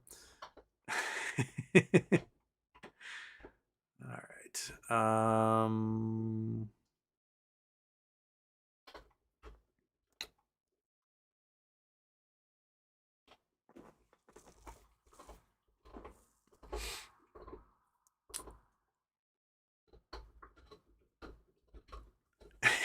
G-Font, I just realized it doesn't make sense behind the video because it's something about Mitchie just knocked something its head off the desk. Yeah. All right. Julianne, I'm white, went to historically black college and got subsidies because I was in the minority. Well, there you go. There's a viewer of ours who went to HBCU. So there you go. It happens. Awesome, Julianne. I bet that was a wild experience. Johnson shade him, you're Captain Transcendent. Brandon T. Houston, did you see a few brokerages halted trading on GNS before data record GME all over again? I did not see that they'd halted on GNS. No. Was the price flying? What did GNS do today?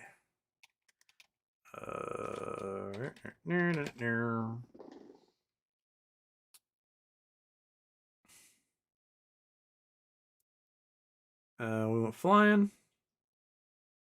I don't see where the halt is.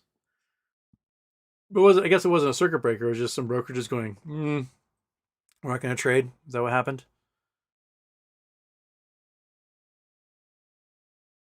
Peter Doka, Houston, no point in trying to explain HBCU. Much easier to be ignorant and spew hate. Yeah. Kinda. Justice for Monkey Butt has been served.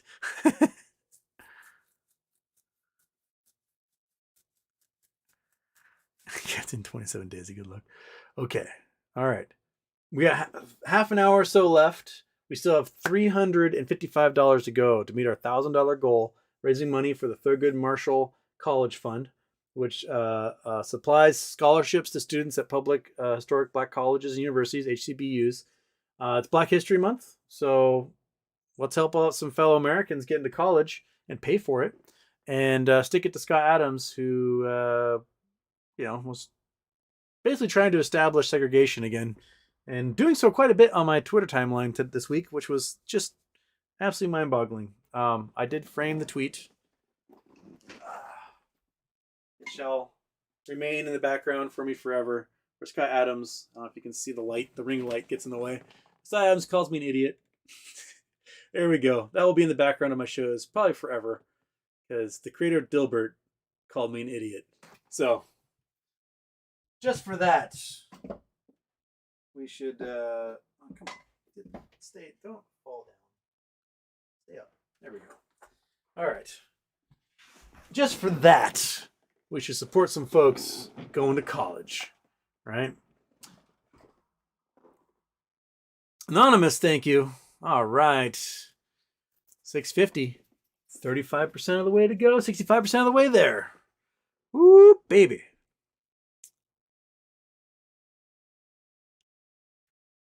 BOFH, surprise, we usually aren't this short this far into the show. The audience was really small because apparently I went live during the AMC earnings call. I think a lot of people listen to that. And normally there's like a good spool up in the chat of donations before I begin the show, but I forgot to link the charity in the show description. So there was no way for people to donate ahead of time. Oh, so that's on me. Normally I come in, there's like 50 or $100 already donated, and I'm like, woo, we got started. And there wasn't that because I forgot to attach the charity to the show.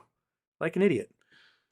It's like me forgetting to wear my cool shirt last week. I don't know. Maybe Monkey, maybe I'm going senile in my advanced years. Is that gonna be happening? Am I losing it, buddy? She's looking at me as if probably are losing it.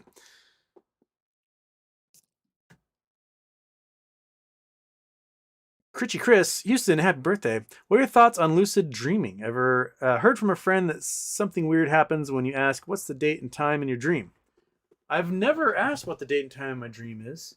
But I have had somewhat lucid dreams, not intentional lucid dreams, but, where I'm like, oh, I'm dreaming. I can kind of do what I want in here. I have friends that, when I was in high school, this book came out about lucid dreaming and taking control of your dreams. And they were really, I never read the book myself. But they were like, dude, I can do anything I want in my dreams. It's amazing. And they treated it as if it was like their own superhero movies. When I've had lucid states in dreams, but not going on my way to like intentionally have lucid dreams, I kind of enjoy the fact that my brain's messed up and my subconscious is trying to figure stuff out. And so I do enjoy like the unknown that my subconscious brings to my dreams. So I've been kind of like wary of messing that up and intentionally trying to have lucid dreams because I don't know. I think it's an important evolutionary factor that our subconscious kind of works things out in our dreams oftentimes. My subconscious is so weird. I've talked about this before, but like there are times your brain doesn't know the solution to something. It could be homework or life problem or whatever, and you don't know it, and you just like you struggle and you struggle and you struggle and you struggle. You go to sleep, you have weird dreams, whatever, and at some point in the middle of the night, ding, the problem is solved. The answer pops into your head, and it's just your subconscious has been working on this thing in the background for days or weeks, and all of a sudden came to the conclusion, donk, answer, plong, and it like goes into your conscious mind and lets you know, hey, I figured it out, dumbass. Here you go.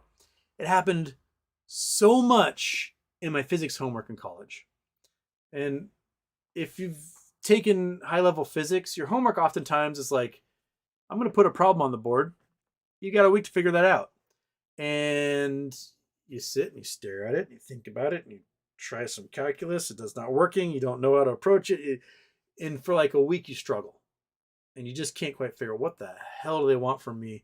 What does this mean? You're flipping through notes, whatever. And you cannot figure it out. And you turn in this piece of garbage. It absolutely makes no sense. It is totally BS, pulled out of your ass. The teacher looks at it and goes, nice try, loser. Go to bed that night. 3 in the morning, ding! Oh my gosh, that's the answer. It would always pop up like 6 hours too late. I would get the answer always too late. And it's just the worst. Okay. Anonymous, thank you. Darren Saunders, thank you. Where'd my pen go? I hit it. Darren Saunders. Darren Saunders. Is that 2 R's? 2 R's. Darren Saunders. 20. All right. Just a reminder. We are donating for either a poster of this or a t-shirt of this.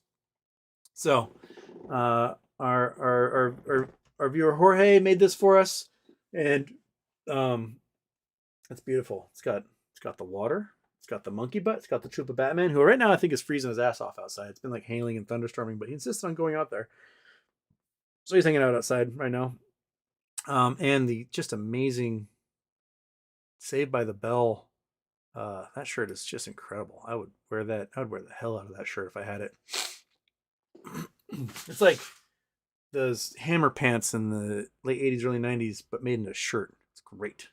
So every dollar donated goes to a raffle to win that. So fantastic, right? And I'll do tonight.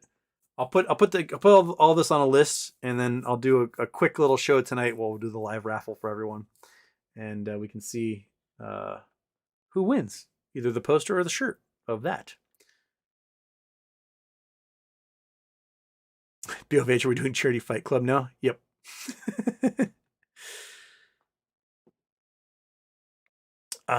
BOH, I love how I bought a bunch of good at the near money spy puts, and then institutions take this exact chance to prop up the market so they can dump their bags on retail. Yeah, last week was the time for puts apparently, and then they jump back in to like push it back up again. Oh well, it's how they like to mess with us, really. At least I'm on the right side of the correction for once. There you go. J-Dog, fuse it with glass, then chuck it. The French could help, and instead of dumping in the ocean. Yeah, we can do these French. We can call it like the French shot put. The French shot put. Take nuclear glass and launch into space.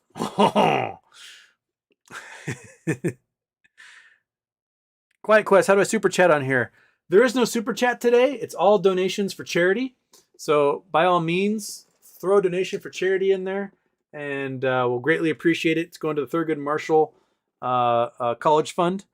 And I'll try to get to everyone's questions here. And I see your question there. So by all means, throw a donation, Quiet Quest, in for charity and help us out here.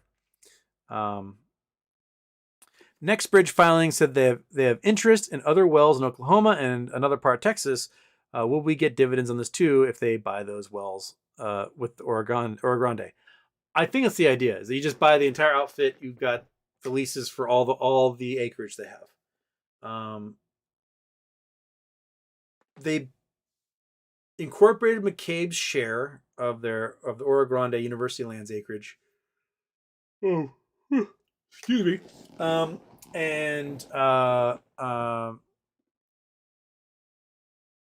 So he now has a share owner in Nextbridge, and I think there's one more minority owner they're going to try and shore up so that they have 100% ownership of those lease rights. But I'm not super confident on that. So, but if they sell, I think they're just selling the whole kit and caboodle. Like, this is all you.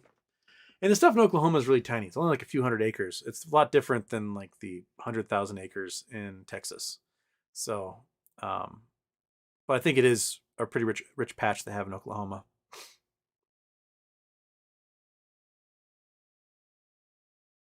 G-Font for guest shows, there should be intro like Barney, kind of like kids choir singing Houston and Friends. I like it. Who's Tina? Whoa, Tina! Who is Tina? Who's Tina? 50 entries right there. 720. Oh man, $280 to go. 28%. And we've got 16 minutes to try and do it. So we can do 2% a minute. 2% a minute. That's $20 a minute to get us to our goal. We can do it, right? $20 a minute. Come on. We can't let this be the first charity to not meet the goal. That would be quite... People will talk about it. They'd be like, okay, you met charities for every other solitary thing out there, except you can't support black colleges and universities. They're going to consider that shameful. So let's help the Thurgood Marshall College Fund here, the last day of Black History Month, and to stick it to Scott Adams, who's a dweeb. And let's get that $1,000. Let's do it. Let's do $1,000. We can do it, right?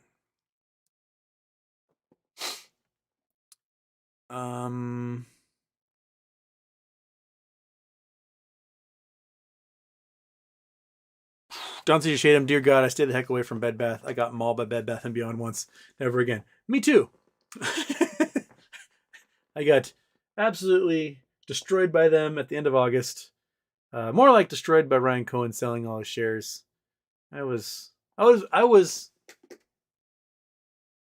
one morning away from being able to pay off all my student loans, and it went to zero. Just brink. I had 50 calls at what, $7, and it was trading at 30. And the next day I was like, I'm gonna sell these calls, I'm gonna be done. And that evening after close, Ryan Cohen's like, I'm out. And the price went from 30 to 5. Calls worthless. Could have paid off all my student loans, put a new engine in the war rig. Been awesome. Oh well. But this time around, we're gonna try it again. So it's gonna have some volatility. I mean, it hit $5 just a few weeks ago. If it hits $5 again, then that's vacation money, whatever. It can do it. It's got the volatility tied in there.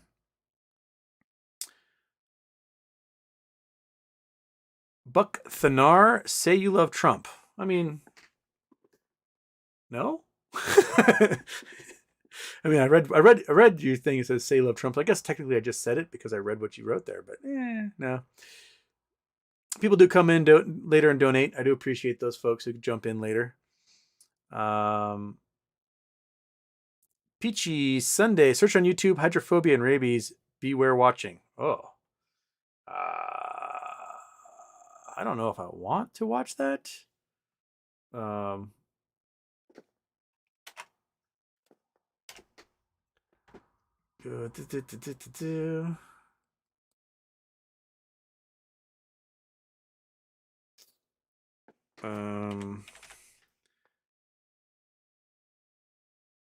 Hydrophobia, rabies. I don't know if no, thank you. No, that doesn't do it for me. That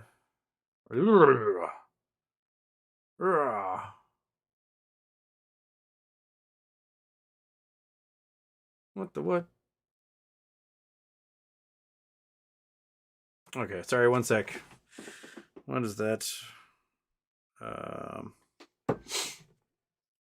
Why is that happening?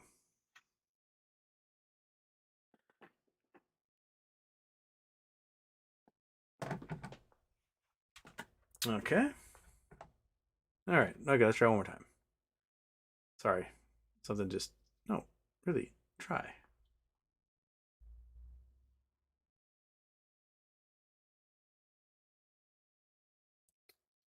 Why is it... Sorry. I'm trying to donate to my own charity, and YouTube's not letting me.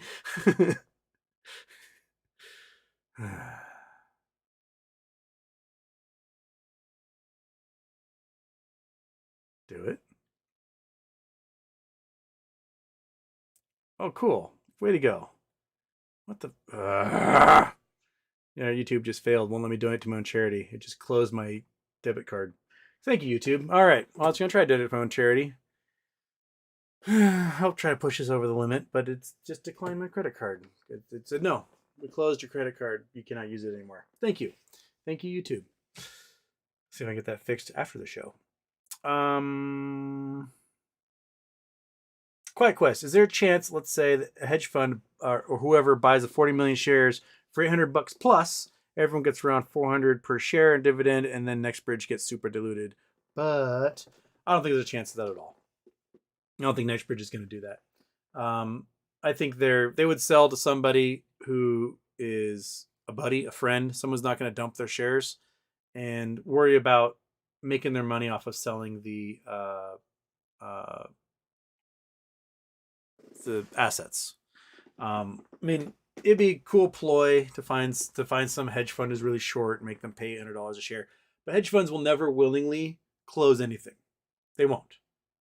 You say, hey, hedge fund, you can close your shares for $800 a share. Then go, I don't have to do anything because I'm a hedge fund and I can just ignore this forever, and the government's on my side. And they will never close anything willingly. It will only happen through force. So I don't think it's gonna happen there, Quiet Quest.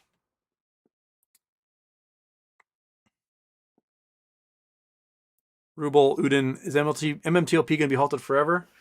No. I mean, there's going to have to be a court ruling at some point on one of these things. Right?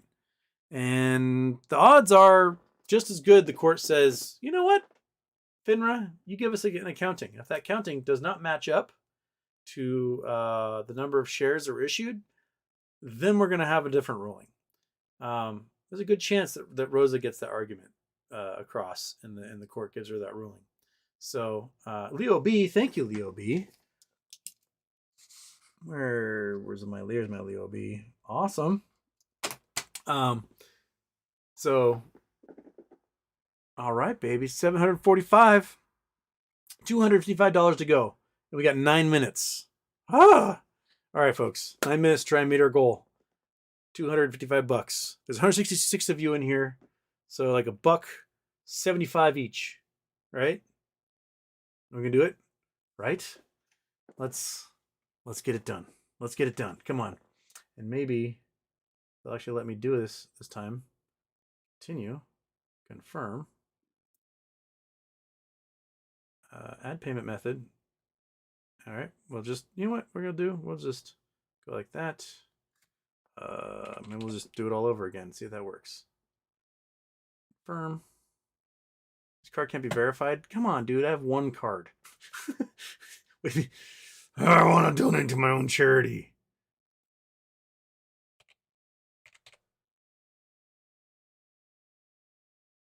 I have to yell at YouTube. I want to do it to my own charity, you jerk. Anonymous. Another anonymous. Oh, baby. 200 to go. We're getting there. I'm trying to stupid donate. Another anonymous. All right. We're climbing. This is good. This is good for us. We're getting there.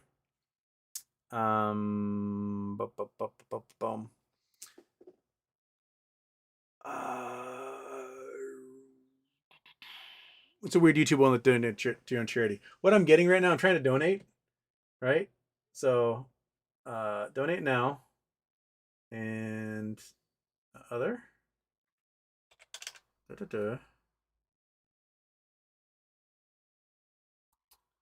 Add payment method, and it says account closed on my card. I try to add payment method. Try to add my card again. Goes, no, not that one. YouTube, you literally pay me via that card every month.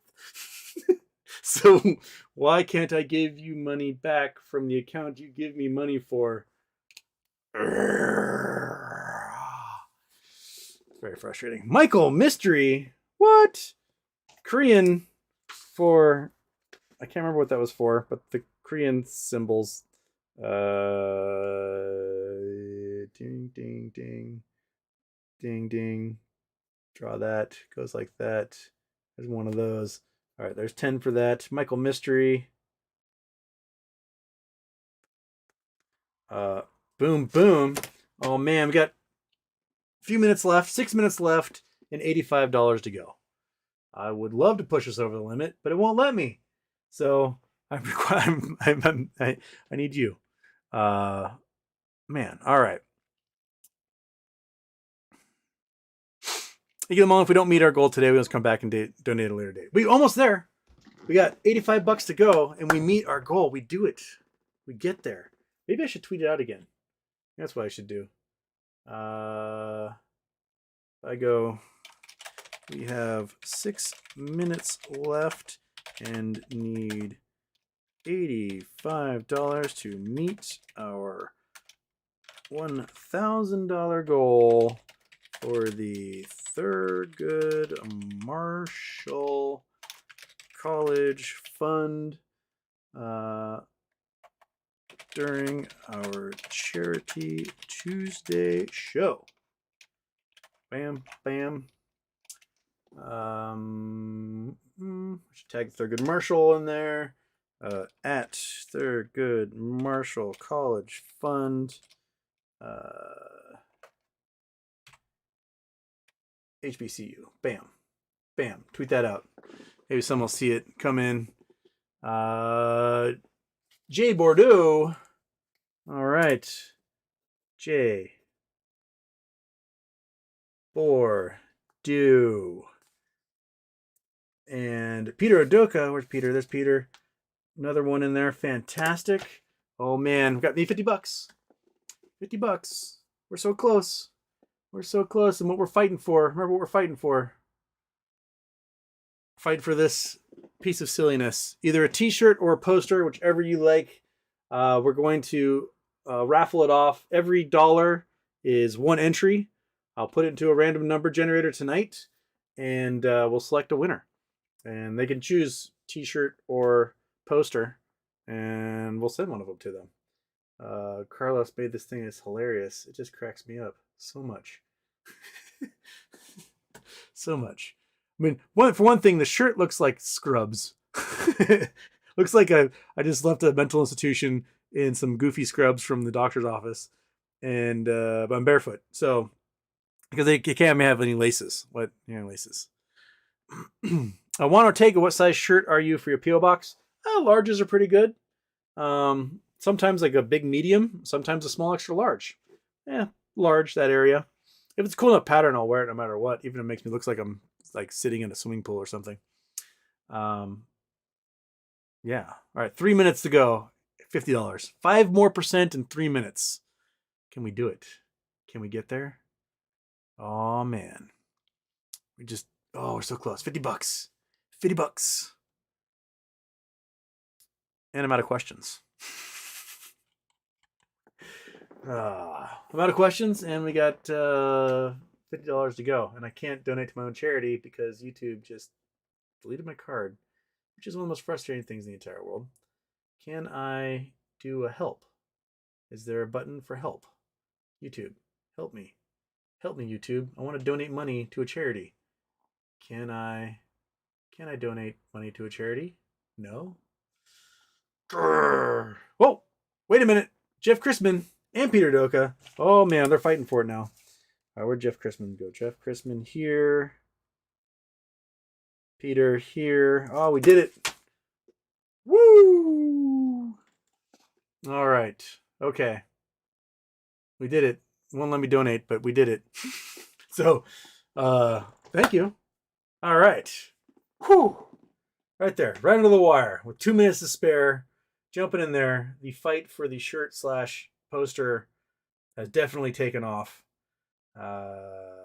Yeah. Citizen 54, Fidelity is still not giving out tax forms. Mine is scheduled for 3/4/23. They told me 3/15/23. So I'll have 1 month left to like get all my crap together to do my taxes. Thanks, Fidelity. Even though they're required by law to provide it by the 15th of February. Very weird. Josh Pepel, Tennessee. Josh is getting in here at the end.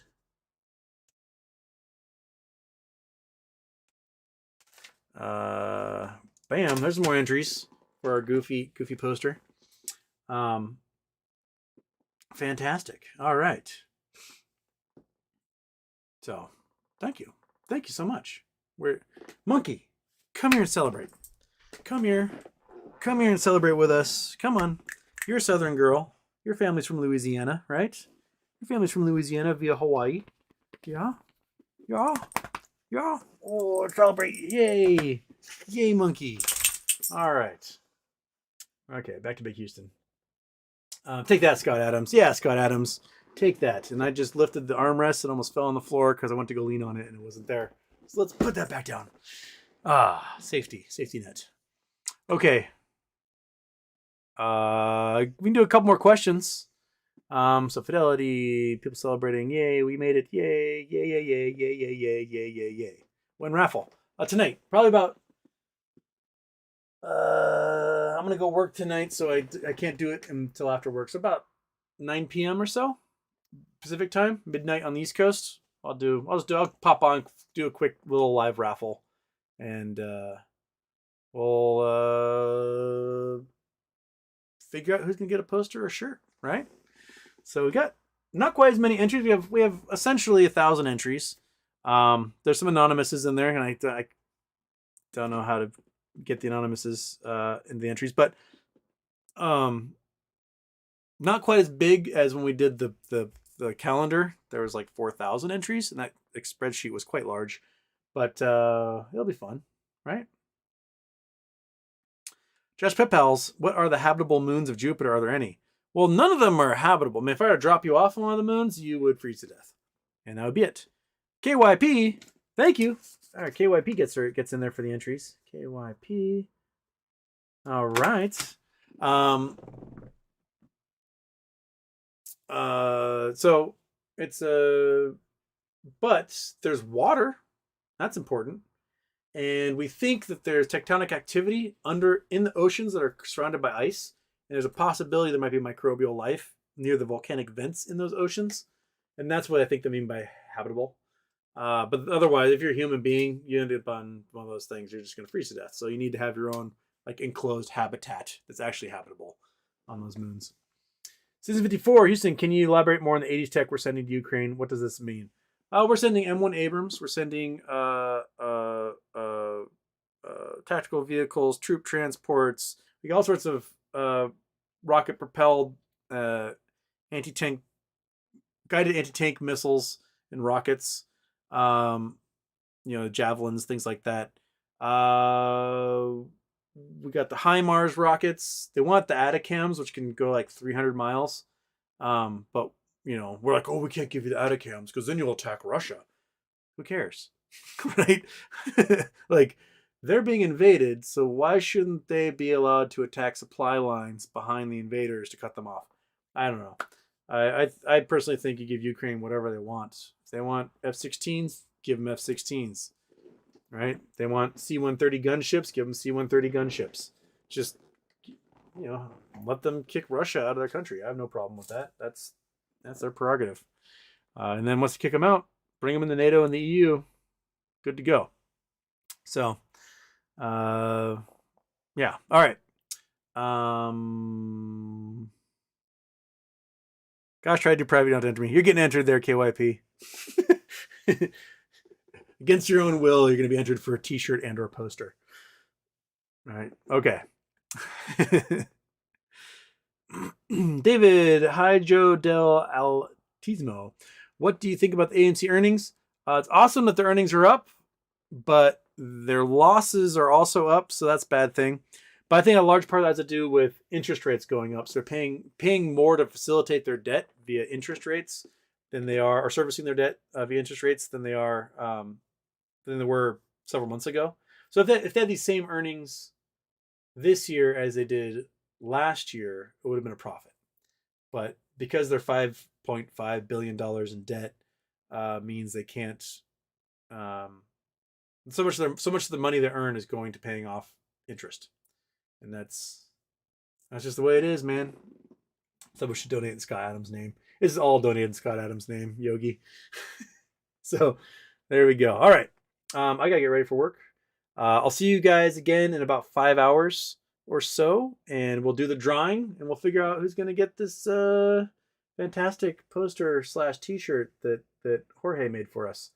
So right on. Monkey Butt, anything to add? Just have your butt for us. Okay, there's a butt right there. And she says, a toodaloo, toodaloo, toodaloo.